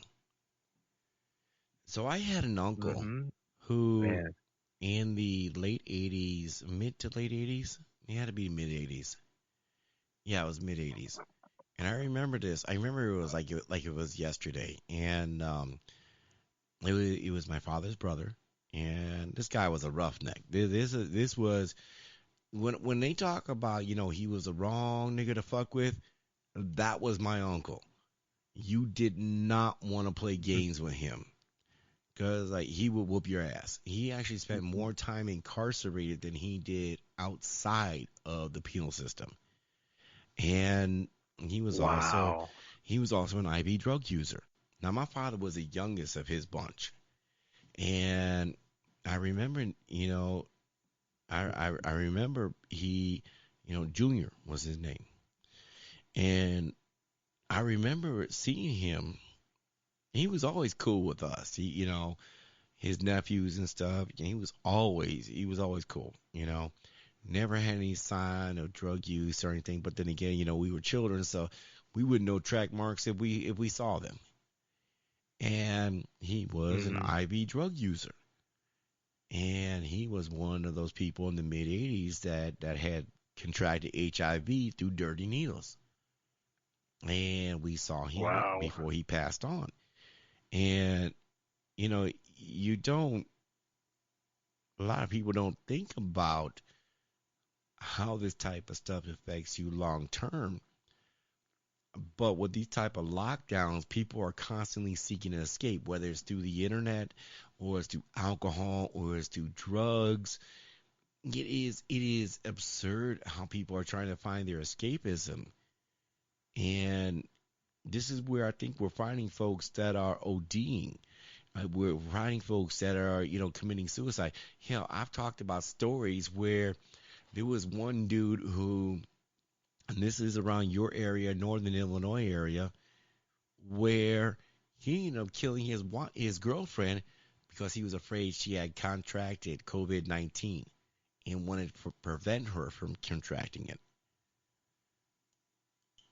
So he went and killed her and then himself.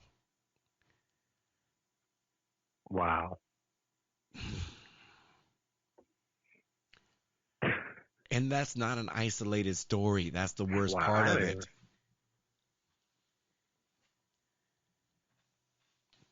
Because people bought into the fear. They bought into fear, and now it's happening not just here or other places. It's happening all over the place, and I don't know.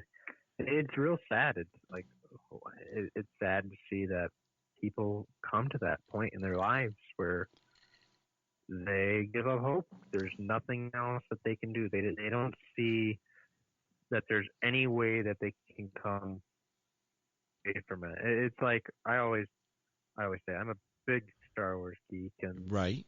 Anakin, after he committed Order 66 and killed the Separatists, all leaders and all the little younglings, and he was on Mustafar crying. It's not because he killed the little kids. It's because he felt that like he had strayed so far away from where he thought he would see himself. That like, how can you turn back? And that's the people aren't out here killing anyone, but in a way they're killing themselves. How? Right. Like by poisoning themselves. Well, And then they tend to wonder, like, how do I go back? Because they don't know anything else. Well, let's take this a step further. When you thought that we couldn't go any further with that, let's go out to the leftist paradise of California, the model for what the globalists and the liberals in America wanted to see. And I say wanted in past tense, because I believe there's so much at play here that when all is said and done, the left are going to wonder how they lost. This should scare the hell out of everybody. Yeah. Let's go to the city of San Francisco, Nancy Pelosi's home district.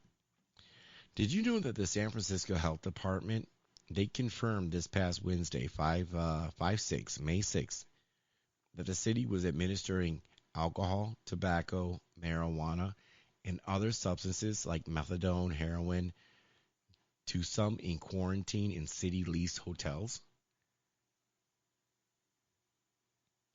What? The city of San Francisco has become your pusher.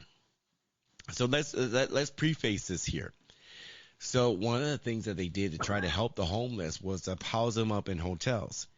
And what they were doing was they were leasing these rooms from like the Motel 6s and, of the world. And they were also trying to put them up in some of these high-end hotels too. Now, a lot of these high-end hotels, though, these Hyatts and, Regencies and stuff like that, they're saying, yeah, that's not going to happen. And you got places like L.A. and other things like that. They're like, well, no, you have to do that because we're telling you. And they're like, no, we're not. Well, you get all these tax subsidies and everything, and, like, you don't seem to understand. You're going to bring down our value. You're going to bring down our name.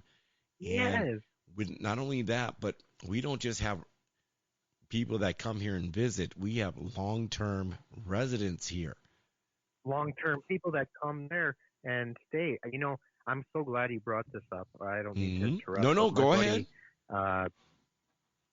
my buddy Wayne, he portrays Ulysses S. Grant in my reenacting group, but he's a general manager for a Comfort Inn and Suites in Kenosha, Yep. and he tells me he's been in the hotel business for over 30 years, and he tells me all the stuff that he's seen and the whole system, and so I kind of got an idea on how the whole system works, and you are Right. 100% right with what the hotels are saying to the government, that if they bring in people like that into their hotels, it's going to lower the value, lower Right. the ratings, and lower the cost that hotel gets Right. um, from the branches, or from the branch that they are out of. Mm-hmm. And they do have, my buddy has many people that stay there long term, Right. either because they're out of state and they have to work Mm-hmm. in our state, or it's because they have family here and they come visit them, but they stay at the same hotel every year. Every time. Or there's Yes. people that have moved out and they're living there for a long time before they move out. And if they start doing that, oh my God, that's going to devalue everything. And the hotel business in California could crash. Right. And it's interesting because, I'm very fortunate that in my professional life, and again, I always say this as a caveat, I try to very much separate what I do here on this podcast versus my professional life, but I do give a little insight into my professional life. In my professional life, sometimes we go on these trips and we stay in these 5-star hotels, and they're freaking beautiful. And I'm very fortunate in the sense that if I was to travel somewhere, because I was actually planning on going to California next week to visit my daughter for her graduation, my eldest son, but unfortunately they canceled the graduation due to all the stuff going on. But I stay personally, when I go on my own business, nothing less than a 4-star hotel. And I do that because I don't want to deal with the ridiculousness. I need the security. Because no matter where I go, I always have some type of weaponry on me. And the last thing I want to do is shoot somebody in the face. Because I always figure that, you know what, if I'm put in a life or death situation and it's me or you, I am shooting you in the face. You are going to have a closed casket funeral. And I don't ever want to be put in that situation. But in the event that I am, I do have the contingency for that. So I make it a general rule, nothing less than a 4-star hotel. And I pay for that accordingly. But if I was to go to California right now, I go to a 4-star hotel and there's a bunch of homeless people there. How secure am I going to be feeling? Or you or anyone else? How do you feel I that would never feel secure. you're not going to feel that you're getting the value of what you have paid for? And worse yet, what kind of drama are you going to be encountering? So you're housing homeless people, which in a lot of ways, I can applaud that. I get that. You want to protect the homeless. But how many homeless people do you think have turned down residences and other things like that because of restrictions like no smoking, no drugs, no alcohol, no, whatever the rules Countless are? people, all of them. And how many of those homeless people my are... uncle, Go ahead, please. I was going to say, my uncle was one of them people. He was living in the back of his car and he was homeless for many years, and it was his choice. He had the choice to go and stay in like housing and get go to rehab, but he didn't want to because he didn't think that if he went, that it would be able to help him with his leg. I mean, he was in a bad motorcycle accident, and they had to take the back, the skin from the back and fix the leg, and so that they could save it. He did kind of a shit job, but it was his choice. And there's most of them people, it is their choice, because if it's someone that really wants to get out of being homeless and get out of that state and level back up to being with everyday regular people in society, they wouldn't continue doing that. They wouldn't continue living like that. They would do whatever they can to go and stay with someone, break their habits, get a Mm-hmm. job, find an apartment, etc., etc. But these people, they don't care about it because they know that they're not going to get in trouble in California with their terrible and horrible habits that they have with drug using and the issues that they have. It's a way of life for them. And Right. again, we can put this back into the idea escaping reality.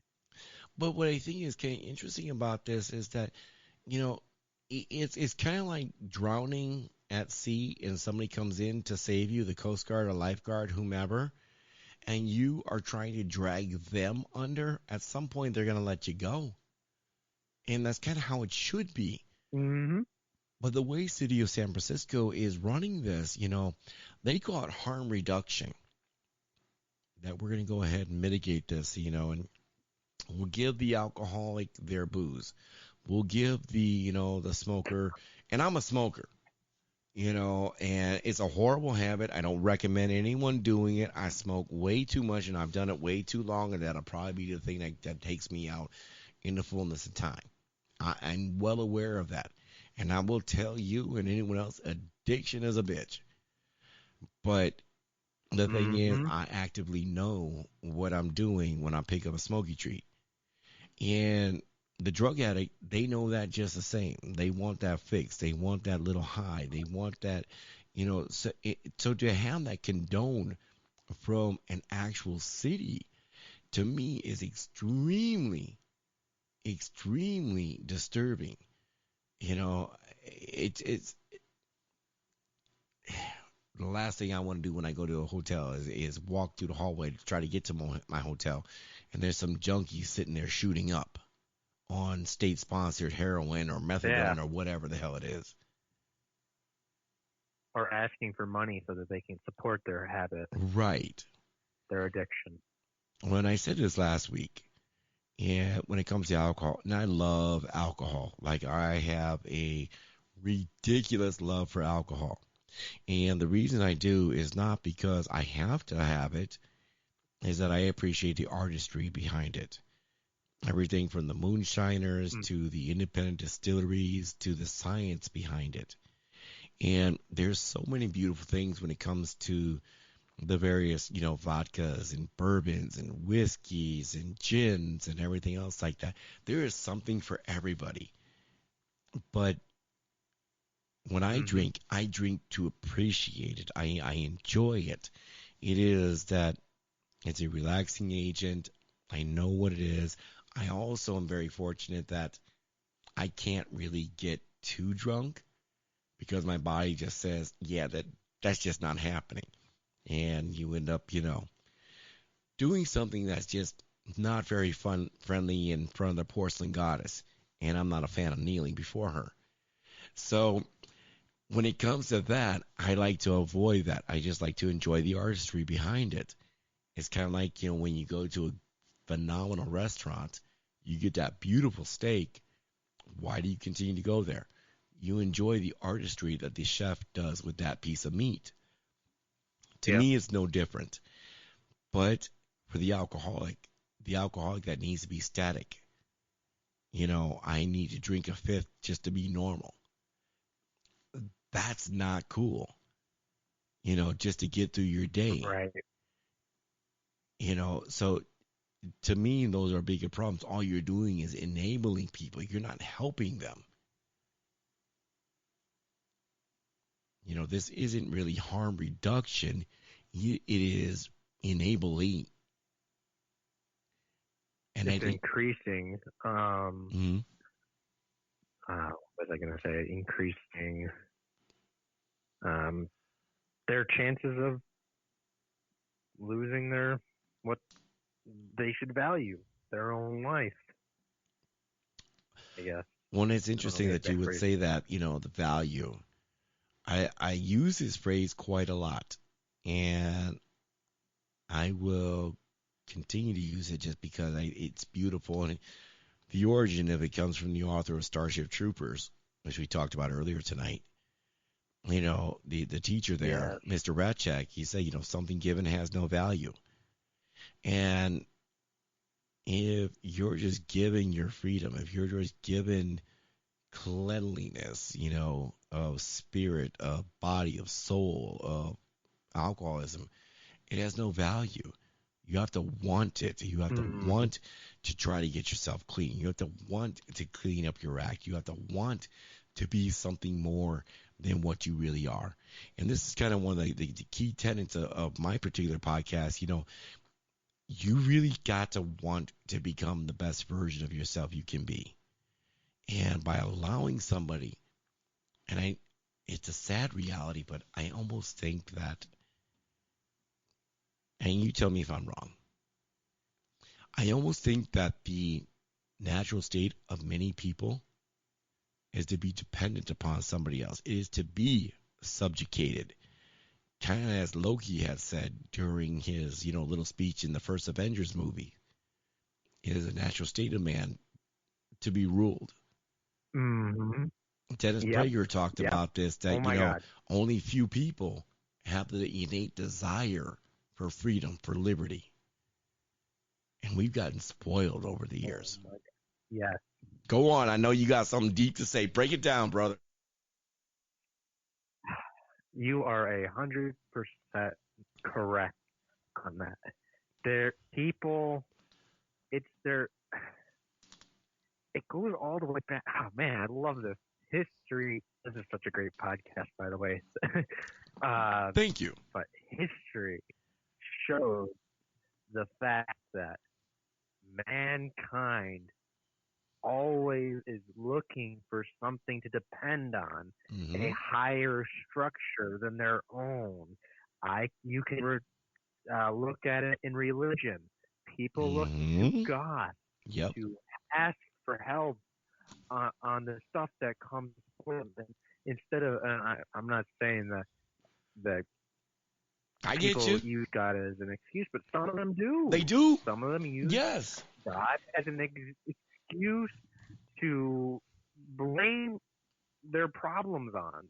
Why God is let my me. life like this? Oh no, let me interrupt you. Let me interrupt you because this is one of my biggest beefs with Christians in general when they say things like, "Oh, we were meant to be persecuted." The fuck we are. I ain't meant to. No. Oh, you should turn the other cheek. The fuck I will. No. No, no, no. I also remember in the Bible they say something like, if you don't have a sword, sell your cloak and get a sword. No, let me tell you what happens when you slap me. Yes. You slap me and you're drawing blood. Guess what? I will turn the other cheek only once my swing has come toward you. Before I slept. You don't Yep. get a second strike. Yep. I am a huge proponent of disproportionate response. You hit me with a rock, I drop a missile on you. And I know that's kind of messed up, but I don't know. I kind of really like human preservation. It's the basic idea. For every action, there is a reaction. Yes. It depends on what that and that basic science. That's the natural way of life itself. Right. It's the idea of what our world is. For every action, there is a reaction, and if you do something to me, I will do something back to you, unless I am not provoked. And man, this is wow. We're just hitting it on the head right now. It's so great, hitting the nail right there. But yes, people look to a higher power, Mhm. whether it is religion Yep. or politics. People in politics, well, it's all Obama's fault. Well, it's all Trump's fault. No, it's your fucking fault because you people put them there or didn't put them there. Or Yep. you're not getting involved yourself. Hell, you can look at Hitler. Well, it's everything that Hitler did. No, Hitler was just one guy. There's no way that he could do everything that happened under the Third Reich.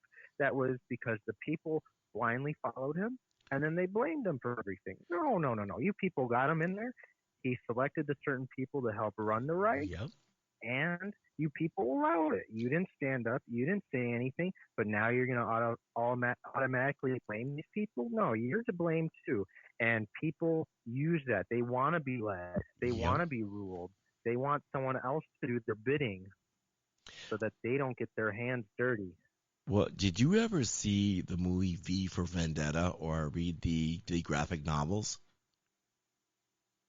I saw the movie. I Yes. saw the movie. And I love his speech when he took over all the televisions and he said, hey, I know why you did it. You were scared.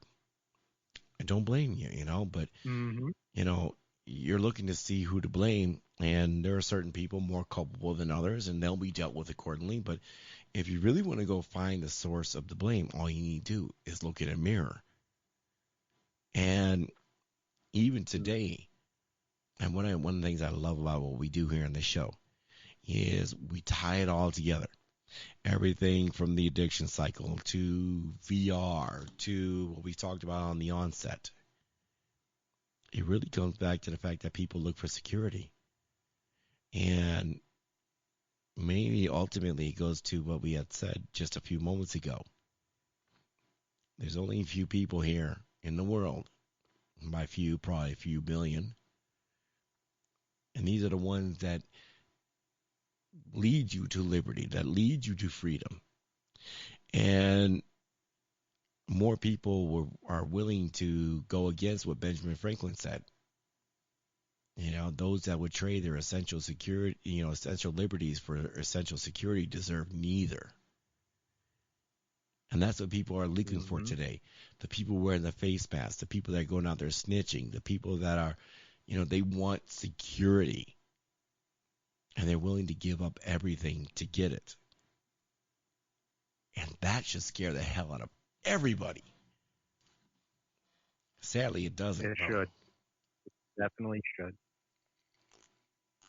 And these people, they just don't see it. They don't see it. They blindly follow everything. They don't question the world around them. I mean, there's a way to question the world around them, and then there's another way to just think that there's always a conspiracy behind everything. And you gotta come back to reality. Not everything's like it is in TV, but there are certain things on TV that are true and happen in our everyday lives that can happen anywhere, and you can relate it, look back at history. But people don't argue with facts, they argue with Hmm. emotion, Right. and they blame you for everything. They don't take uh, responsibility for their own actions, which is very sad. And there's something I wanted to bring up because you mentioned the speech for Vendetta movie and what he was Right. saying. And I was watching one of my favorite TV shows, Hell on Wheels, the other day, and there's a speech in there that I'd like to read real quick, Please. if that's all right. No, please do. Please do. So So Hell on Wheels is basically a TV show about the transcontinental railroad being built in the Union Pacific. One of the main guys, Thomas Durant, who was a real person. Of course, this TV show is like on A&E, and it's more dramatized. But the speech that the character Thomas Durant gives at the end of the first episode is one that I think everyone needs to understand and learn. And so he's drinking alone in his train car, and he's talking to himself, but more towards the audience. And he says, "Is it a villain you want? I'll play the part. Hmm. After all, what is a drama without a villain? And what is the building of this grand road if not a drama? This Ooh. business is not for the weak of heart. It's a thorny, brutal affair that rewards the lion for his ferocity. What of the zebra? What of the poor zebra? Well, the zebra is eaten as the zebra should be. Make no mistake, blood will be spilt, lives will be lost, fortunes will be made, men will be ruined. There will be betrayal, scandal, and perfidy of the epic proportion. Hmm. But the lion shall prevail. You see, the secret I know is this: all of history is driven by the lion. We drag the poor zebra, kicking and braying and staining the earth with its cheap blood. history doesn't remember us fondly, but then history is written by the zebra for the zebra. 100 years hence, when this railroad spans the continent and America rises to be the greatest power the world has seen, Yeah. I will be remembered a caitiff, a malefactor, who only operated out of greed for personal gain. All true, all true. But remember this, without me and men like me, your glorious railroad would have never been built. And that's the end of it. See, that is incredible. And this is why I am, when I look at the philosophy of Ayn Rand, author of Atlas Shrugged, um, it's interesting because you look at the individual, the proprietor, the inventor, the entrepreneur, the CEO, they're vilified. And like what you quoted, at some point, it's like, what, if I'm gonna be the bad guy, and this is, Bob Huber would appreciate this here, it's like Razor Ramon style, you want somebody to be that bad guy, I'm the bad guy. Fine, I'll be the bad guy. Mm-hmm. But what a lot of people don't understand, especially in a capitalist society, is that yes, that person, that quote unquote bad guy, is going to be profiting like a champ. But what about all the jobs that they've created? What, well, you're doing is slave labor. I'm creating something greater than myself. I am creating something that is providing a living wage being subjective, because some people think, well, let me throw an arbitrary number, and that's going to be the living wage. But the fact of the matter is, you're making a little something is always better than a lot of nothing.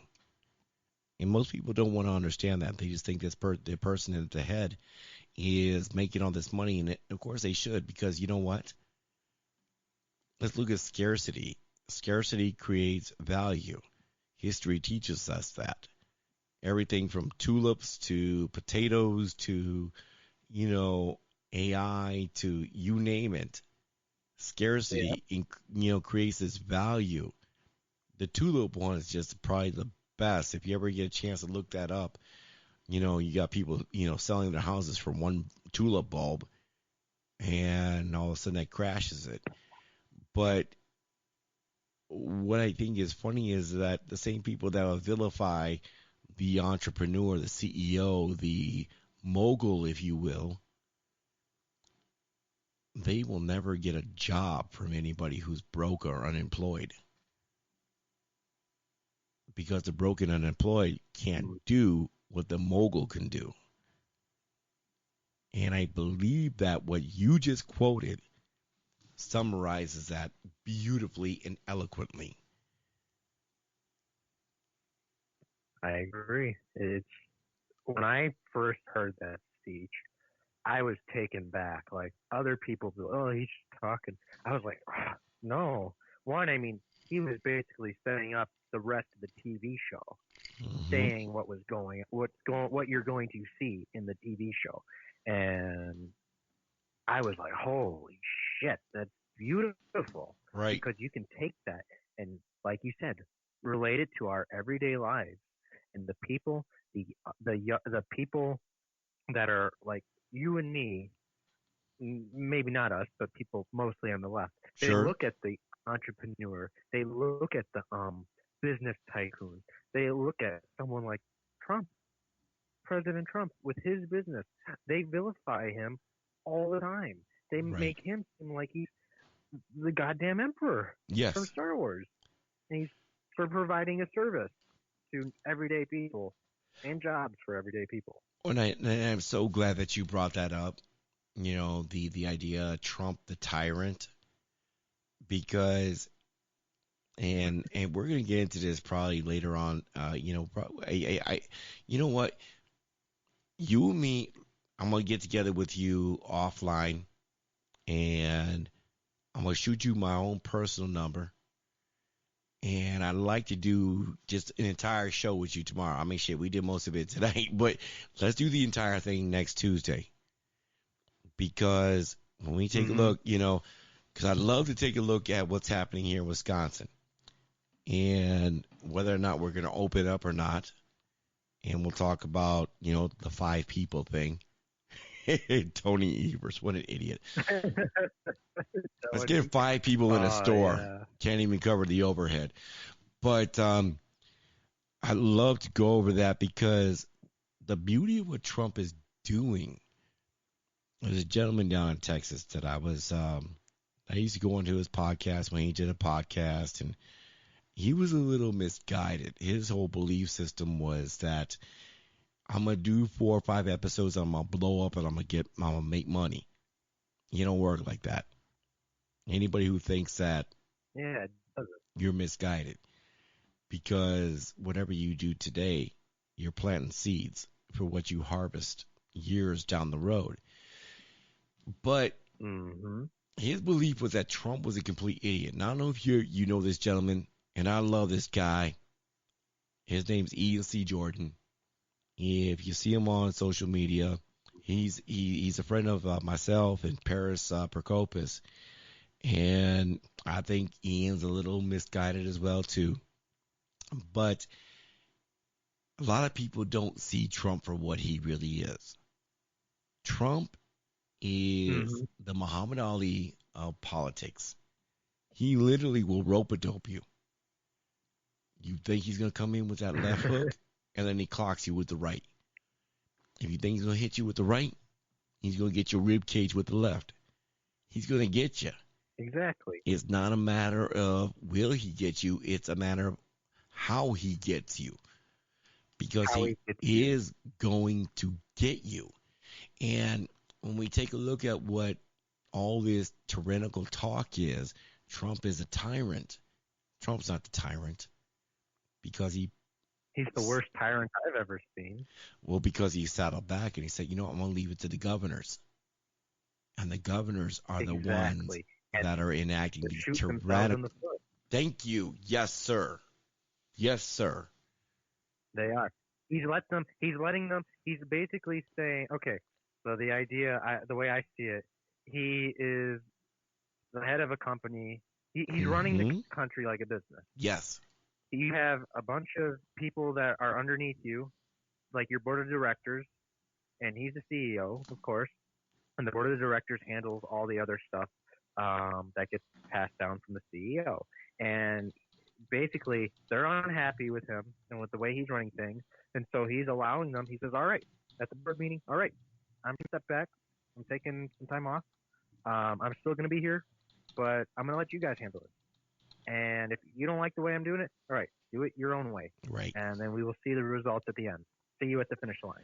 And they are taking whatever materials, resources that they have in their hand, and they are digging their own graves. Well, and they're doing that too. And I think he's doing that from a constitutional perspective. We're talking 10th Amendment. Trump has said it outright. He's like, you know what? I don't have the authority to do that. Only the governors can. Yep. It's, and people who say that the president is stupid. I don't think anyone in politics is stupid. I think that, it's easy for us to say, well, he doesn't know what he's doing. He's stupid. It's easy to put a label on someone like that. But you have to work up in the ranks to get involved in politics. Yep. Yes, anyone can run for president.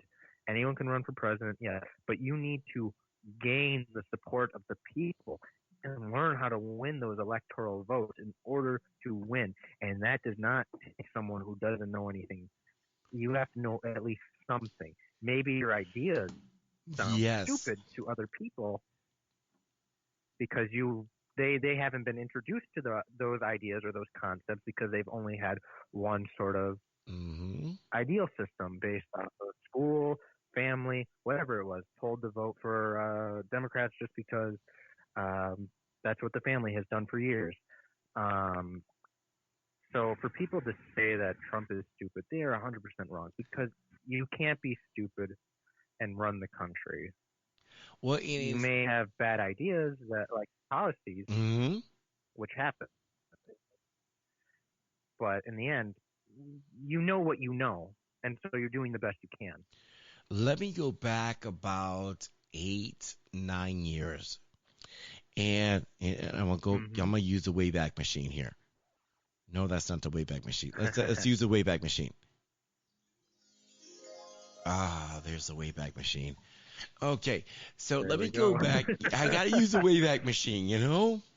So I used to, when I was living in West Dallas, I used to work for Kaplan University, an online university, and a lot of people might know Kaplan from the, ACT, LSAT, online universities and stuff like that. Mhm. I was an admissions advisor, and I worked down over in downtown Milwaukee, Second and Wisconsin Avenue. For those of you guys that don't know, that is literally the heart of Wisconsin, the heart of Milwaukee. And Yep. so there was a dean there, and I love this woman. This woman was an incredible, intelligent, beautiful, strong black woman, as a lot of black women like to talk about. I'm a strong black woman. No, you're not, bitch. Sit the hell down. But she was incredible. I love this woman, and the conversations her and I would have would just be beautiful. And I remember one time she told me, Scott Walker is just an idiot. He's this, that, and whatever. And I looked dead at her. I'm like, Mm. how you gonna say that? She's like, what do you mean? I go, I guarantee you. And even though if I recall right, he dropped out of Marquette. And I told her, I Mhm. go, I guarantee you, he would run laps around you with all your degrees. Anything that you had to say, you would be performing mental gymnastics just to hold a conversation with him. And there are some things I am extremely critical about Scott Walker on, former governor of Wisconsin, and I will tell him to his face if I ever had the opportunity to. But the fact of the matter is this. I have the luxury of being the armchair quarterback. He did what he thought he had to do at the heat of the moment. And with this particular dean, I was like, you don't hold a chance. Anything you're saying about him is laughable at best. She had nothing to respond to. Now, like I said, I love this woman, but I don't care if you're a liberal or a Democrat. Anybody who underestimates Obama, even today, or Michelle, you're making a mistake. If you don't I think these agree. people I agree. don't have an agenda, aren't ready for you, you're under never, and I can't stress this enough, never underestimate your Never opponent. under. Unless it's Joe Biden, in which case, have at it. Yeah. Just no children I around agree. him. Joe Biden. God. Joe Biden. Does That's anybody Joe. believe he's gonna be does anybody believe he's still gonna be the nominee come like August? I don't. Joe needs to. Someone needs to put him in a home. I mean, I think there's something against like the law about like abuse towards elderly people that are like in Joe's case. So I think making him run like that it's somewhat abusive. No, they really need to just But I'm glad that they need to put like a nursing home, or you and they need to have like the nursing home room look like the Oval Office, and just put Joe in there like, hey, here you go, Mr. President, and just let him kind of live out his final days in his own lunacy, and get him with like a couple mannequins so he can sniff them all day long. I mean, maybe I'm wrong, but I'm not. Yes. Oh my God. Let's do that. We need to do that for him. God, I'm kind of a dick, I aren't mean, I? I always tell people, Joe, like Joe him running is so dumb right now because he had his chance. He had his chance after Obama was leaving office, but he stepped aside for good old Hillary, um, No, no, no, which no, no, no, was no, no, really no. dumb. Because you remember he had one of his sons die. If you remember, he had one of Oh his. yeah, that's right. I forgot So about that. Oh my I, God, yeah, yeah, I yeah, yeah, yeah. will I I will forgot give about him a that. pass for that. As a grieving father, I will give him a pass for that. Yes, I'll give it. Yes, I agree. I completely forgot about that. Oh my God. Because his son was a Marine and he died in combat. So, I will give him a pass for that. I disagree with him on every level, fundamentally, ecumenically, spiritually, cellularly. I Mm. will disagree with everything and But no, fight no against it. But, parent should have to right, bury their own child. right. Mike is like, Ed, be nice. I'm trying. I'm trying. I forgot about that. Yeah. So okay, I'll give him a pass for that. Yeah. I wouldn't want if I were him. I wouldn't want to run for office either. That's too much. Right. Um, that's too heartbreaking. But I want to mention, like you said, like just a little bit ago. I 100% agree with you saying, do not underestimate Obama or Michelle, or Right. Barack or Michelle, because they may look like to some people they may look like that they have no clue what they're doing or whatever running the country, Hmm. but when Barack Obama was running for office, he said he was going to systematically change the country Yes, the way sir. that it thinks. Um, I don't know what the exact quote was. Maybe that was it. We're going to But he said fundamentally he would do that. change the America. That's what he said. We're going to fundamentally change America. And yeah, fundamentally change America. And he did. Yep. He did. Because now there are people that are out there that will vote for him just because he's black, Yep. because they think Michelle is a strong, independent black woman or whatever that doesn't stand behind her man but stands next to or something like that or in Hmm. front of. God knows what they think. Um, he tried to do with the bathrooms with uh, transgender bathrooms or same-sex bathrooms or whatever. Yep. Uh, just the idea of politics itself had changed, Yes. and he was 100% right. And people overlook it; they think Hmm. he's a dummy, but he's not. He No. knew what he was doing. And I think ever since, Bill Clinton, they really, really stepped up their game. They know what they're doing. They really circle the wagons. And this is something that the right can certainly learn from, but to do it in a way that is, it's almost like in politics, can you really be virtuous and be victorious? And I don't think you can, but I think you can be, dare I say, the less of two evils, because I always consider government to Mm. be evil. You look at what, here in the state of Wisconsin, I mean, to me, this is my perception of evil is the suppression of rights. And this is what we're encountering here. I'm fortunate enough that professionally, I'm out of the house 8, 9, 10, 12 hours a day. So it does, this quarantine, lockdown, safer at home, it doesn't affect me one iota.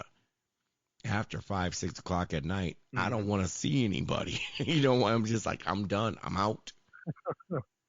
I close my garage, I close my door, and I move my family, and I ain't got nothing to do with you guys. I'm out.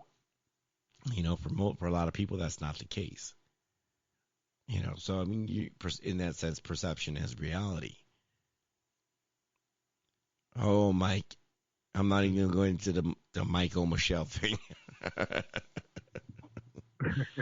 Oh, we'll say that for next week. We're going to say that for next week.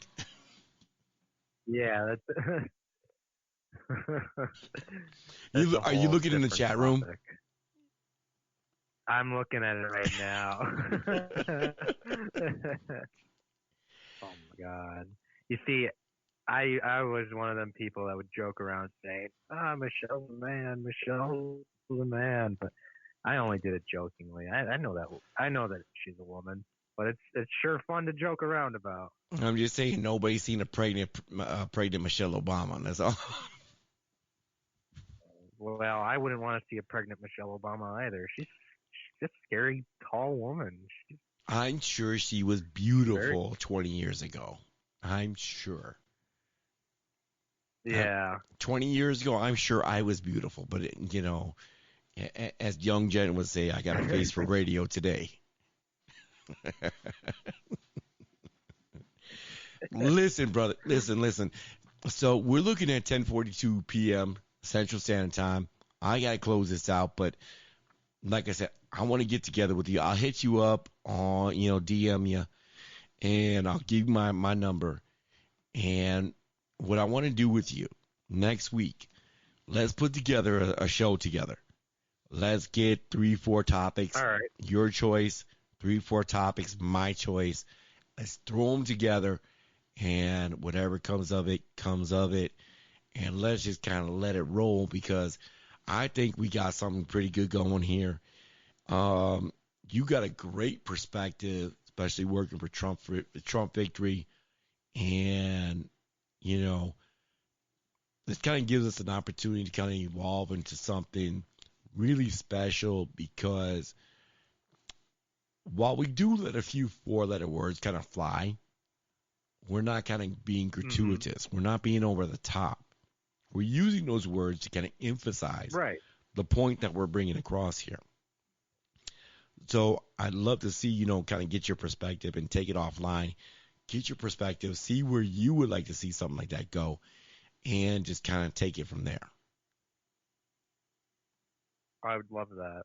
And I appreciate that. And, I have to say, I saw a bit of the podcast with you in Paris, and I have to really thank you guys for them kind words. And I apologize that I haven't been on Paris's podcast. I've just been very busy with work. Sure. Right now, we had been working very hard to get Tom Tiffany elected. Yep. In the 7th District, and he won the race. I was going to say, make that announcement. I'm very proud. Yes. Sean Duffy's former congressional seat. We got him in, and it kind of, for me, it makes up for our loss with Dan Kelly. But let me ask you this. Going. We can't back down. Let me ask you this, because I'm pretty sure you probably got him on social media. Scott Noble. What is your thoughts on Scott saying that Tiffany is a never Trumper? I don't think that, I think the president doesn't really care when it comes to people that are like full on. Trump doesn't like people. He likes, but he doesn't like people that are kiss asses to him. He likes a good fight. And I don't think Tom Tiffany's a never Trumper. I heard him, we do conference calls all the time, and he was a guest on there. And from what I heard from him, I think he really cares about the president and what he's doing. Yeah. But his main focus should be on Wisconsin, like all Wisconsin politicians. Yes.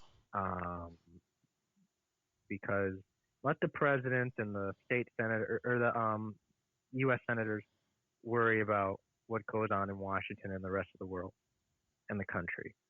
But if you're here in Wisconsin, your main focus should be Wisconsin. Yeah. And from what I got from Tom Tiffany, I can clearly tell that he's going to be an excellent fill-in for Sean Duffy. Yeah.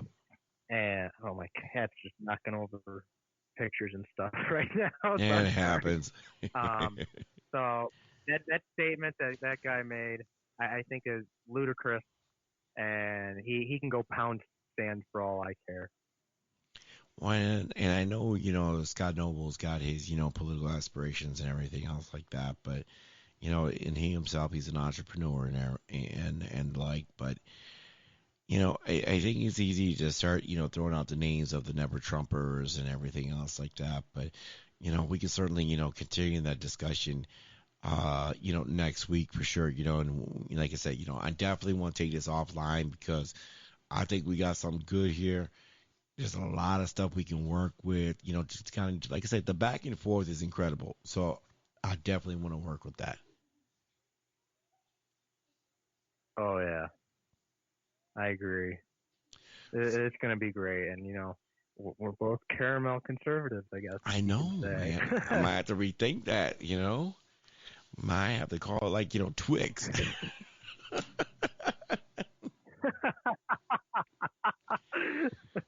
There's 2 bars to every candy. The left and the right bar. Oh. Oh my God, I'm getting the Rona. He said he got the Rona. Oh, I'm dead. I can't do it. All right, brother. Well, let me let you go here so I can close out the show. And yeah, man, thank you very much for calling in. I really do appreciate that as always. Of course, no problem. You have a good rest of your night. I'll talk to you later, my friend. Yes, sir. Take care. Good night. And that was Hilario De Leon. It's funny because in my head I want to say Dawson. I don't know why. But no, Hilario De Leon. Make sure you check him out on social media. If you haven't checked him out, you can hit him up there on Facebook. Look him up. Hilario, if you're still listening, make sure you throw up that social media links that you got. But guys, man, been a phenomenal show. Hit Twix.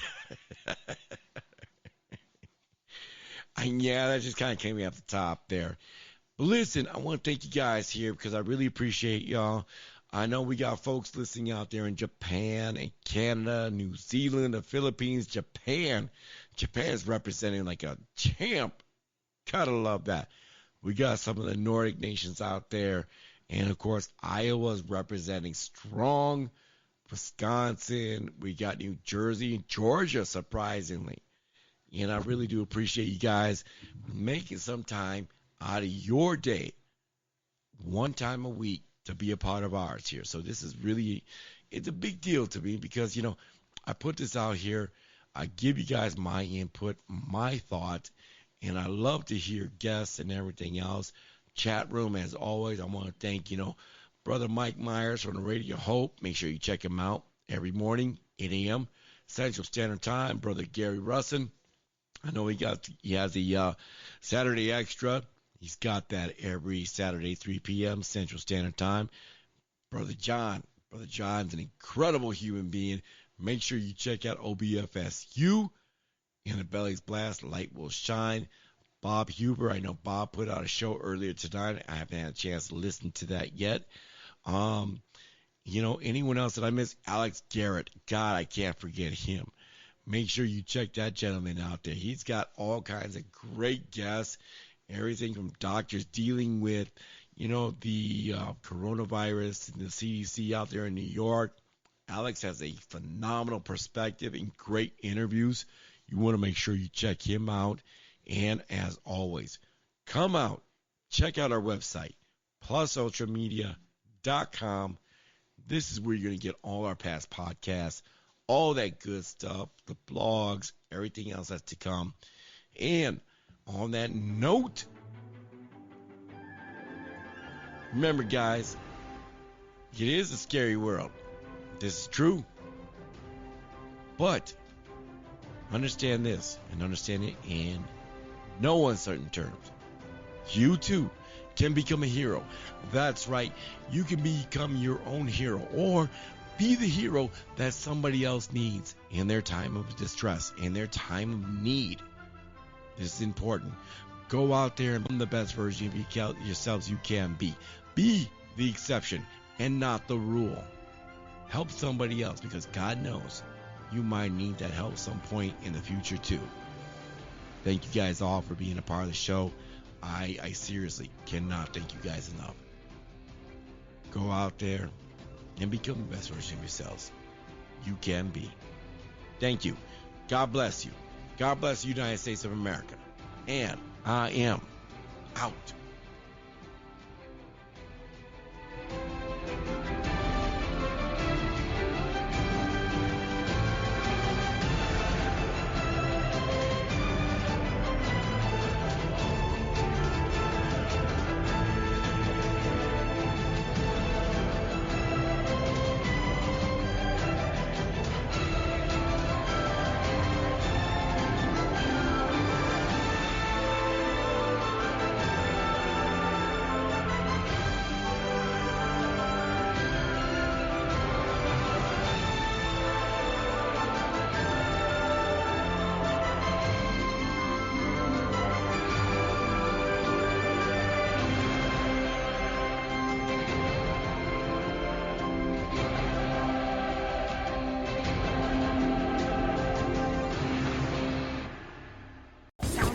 This is GJRB.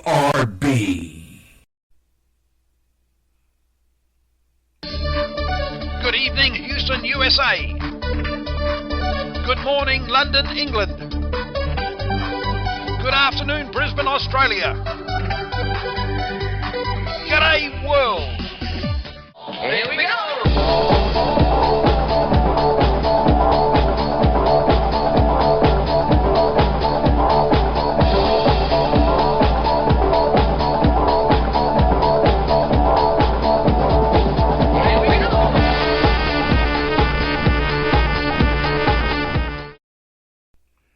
Topic: Debt-addicted DC. The average Joe blogs in Middle America has stood clear of discussion on matters of federal and state finance. The Joe blogs of society, the kitchen table budget brigade, have incorrectly assumed that monetary matters pertaining to federal finance has been above their pay grade, when in fact that is not so. There is an excellent book written by Daniel DiMartino Booth on the Federal Reserve. It was titled Fed Up, and it clearly laid out and it showed the frailty and it showed the fragility of our very own non-government entity, the Federal Reserve, and how it is merely a con job on steroids. We learned that the USA's prime monetary tool was run by an army of PhD qualified people, which may sound very reassuring to you all, but in fact, when you lift up the covers, it is far from reassuring. We the people can no longer continue to be conned, can no longer continue to be swindled by these bloviating buffoons of pompous rhetoric, where they dish up their commentary in such verbose fashion so as to promote an aura of knowledge and promote an aura of intellect that's far greater than ours. Well, I'm telling you, having spent nearly quarter of a century in international banking management as a branch banker, as a business banker, commercial banker and private banker, I have seen the charade that has been foisted upon the populace. I don't raise this topic of debt addiction from a partisan political viewpoint. I raise this topic as a major concern for all US citizens of rational thought and responsible mindset. I believe that I can safely say that the greater majority, if not all, of the Federal Reserve PhD financial advisors have never managed or run a business, have never struggled week after week to make budget, have never had to worry about paying wages, how to pay their rent, their mortgage and or their business loans. Let me tell those of you out there who are the kitchen table budget brigade that you good people have way more idea of balancing a budget and of controlling expenditure against your income than any of these daydreaming debt enablers of financial mismanagement who prowl the halls of the Federal Reserve and prowl the halls of the Senate and the House on DC. The sheer lunacy and the gross lack of fiscal responsibility by our egotistical elected officials in the DC cesspool is now rearing its ugly head more savagely than ever, thanks to this Chinese virus. For the past 3 years, since President Trump was inaugurated, our economy, it just took off like a runaway train. Businesses were expanding, starting and strengthening. Employers sought employees. Share values climbed. 401ks blossomed. It all hid what was still going on behind the scenes, the debt. However, amongst all of this economic growth and expansion, we tax-paying US citizens didn't see any sense of determined fiscal management prudence by those in charge. Instead of using additional tax incomes and revenues and profits to pay down the tsunami of debt that weighs upon this nation, these self-serving snouts-in-the-trough fools, they went ahead and they ran up additional deficits, and in fact they frittered away the golden eggs with an utter immaturity and puerile performance. This is before the Chinese virus hit, I'm telling you. Global leaders, but more specifically those in leadership roles in our federal government, in the Senate and Congress, have abrogated their leadership duties when it comes to financial and social responsibility. These self-serving miscreants who wander the halls of power in DC from both sides of the aisle have displayed nothing but contempt for traditional economic wisdom. They've shown contempt for the very basics of fiscal management. They've shown disdain for the ordinary kitchen table economics. They've shown condescension for common sense and basic maths 101, which is expected of but is rarely seen from our elected representatives. Wall Street's white-collar hoons have been bathing in a flooded torrent of funds tossed at them at insidiously low interest rates. Supposedly sophisticated but shockingly primitive in their daily actions of gutter greed, playing their casino temple games with no regard to the looming cliff. In fact, guys, the cliff is no longer looming. We are about to topple right off the edge of the cliff. The gangster banksters were comforted and they were pampered during Obama's recession, and now once again we have the Federal Reserve providing umbrellas and gumboots for the bankers.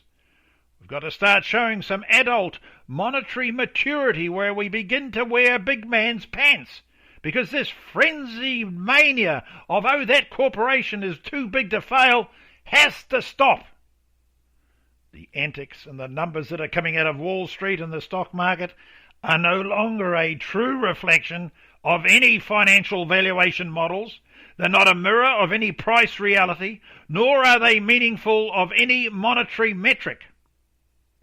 The band Dire Straits summed it up with this song, "Money for Nothing." And right now we may even get to the point where we actually have the chicks for free. We've got these brain-dead non-achievers in our elected representatives wanting us to cancel debt on student loans, wanting us to cancel debt on whatever they crossed their little messed-up minds, whatever crosses their incompetent minds.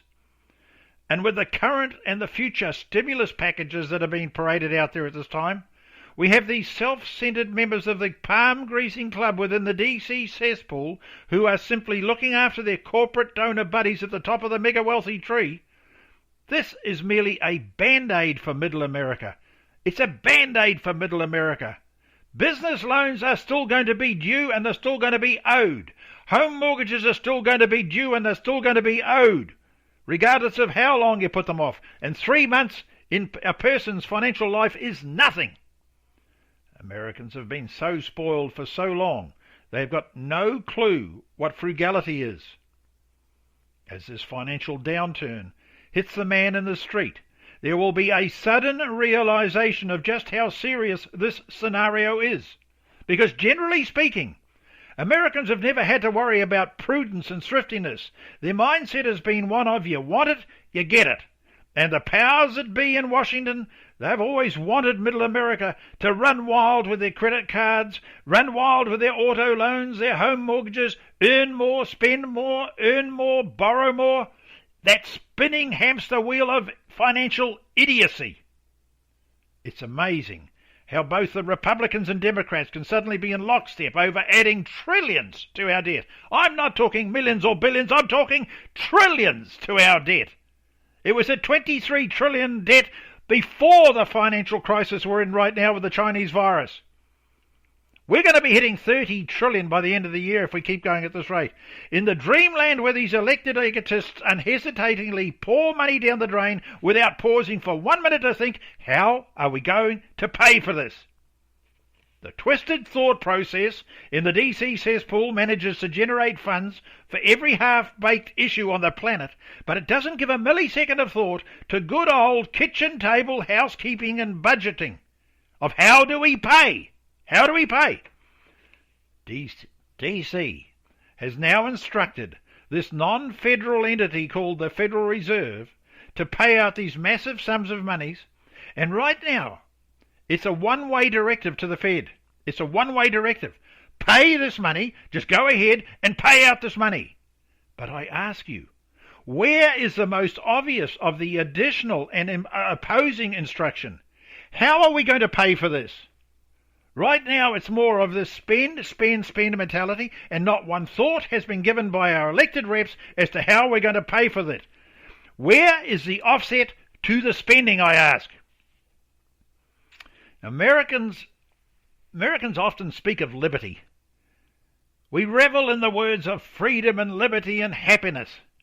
I ask you to pause, guys, pause. I ask you very same Americans this question. Is hog-tying future generations with these insidious debts going to set the bar of liberty? Is it going to set the bar of freedom? Is it going to set the bar of happiness right down flat on the floor? It's going to be flat on the floor before these next generations even leave their mothers' wombs. Through our leaders' ill thought and instantaneous knee-jerk reactions that we've ripped away from future generations, we've ripped away their liberties, we've torn away their freedoms, and we've depressed the happiness of our children and our grandchildren in one foul swoop. Too many of our detached elected elite think with a mindset that focuses merely on their donors. Too many of them are only concerned about the next election. Too many are clothed in a selfish gown of self-serving greed. They simply don't give a damn about we the people. They don't worry about the people in middle America, nor our children, nor their children's children. With our political leaders' current state of mind, the US debt is doomed in their current state of mind. The US debt is done forever. Living with a mindset and an attitude that we are above and beyond accountability is going to be our very undoing. We cannot allow ourselves to be governed by these forces of financial lunacy. We cannot sit back here and accept that view. These problems of monetary mismanagement are man-made. We have allowed our egotists, our elected egotists, to create this folly and force it upon our heads. And thence I say to you guys, if these problems have been man-made, then they must be solved by man. But to be solved by man, they need to be solved by men and women of maturity, by men and women of integrity, by men and women of plain old simple common sense civic responsibility. We're certainly not seeing that out of DC. But given the right proportionality of good reason and sound spirit, we can solve this major debt addiction dilemma. It's going to take courage, and it's going to take an audaciousness that is far greater than the very same audaciousness that built this noose for our republic. We don't have the luxury of sitting and waiting. We don't have the luxury of resting and watching. This is an issue that calls for immediacy of resolution. It's immediacy of action and sound strategies that are needed. And in this fleeting hour of our history, we cannot simply take the soft option. We cannot simply pull a lever and say issue solved. We have spent decades digging this deep, obscure hole of debt, and we think that we can solve it instantaneously by simply switching on the printing presses or adding some more zeros to some nebulous ledger entry. Not so, my friends, not so. The leaders of our nation must firstly accept that they have shown gross incompetence, they've shown gross immaturity, and they've acted in a manner based merely upon self-serving political greed. Gross mismanagement and misappropriation of public monies, our taxpayer monies, is what has happened. God bless you, God bless your family, and God bless the USA.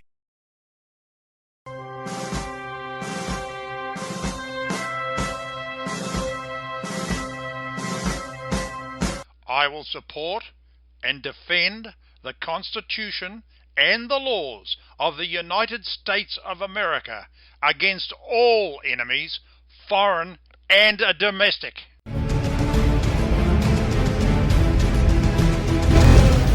Oh yeah, always powerful commentaries by this guy. Always fabulous every time. Yeah, that is a good friend, and he's always fabulous. Love listening to him. Let's say hi to BJ. Hi, BJ. Welcome to GJRB Online. He's been listening to us this afternoon. We're going to be flipping over to do the Gary Rustin program Saturday Extra. That's coming up next at 3 o'clock right here on the GJRB Online Network. So hang in there. We'll be right back. This is GJR Broadcasting.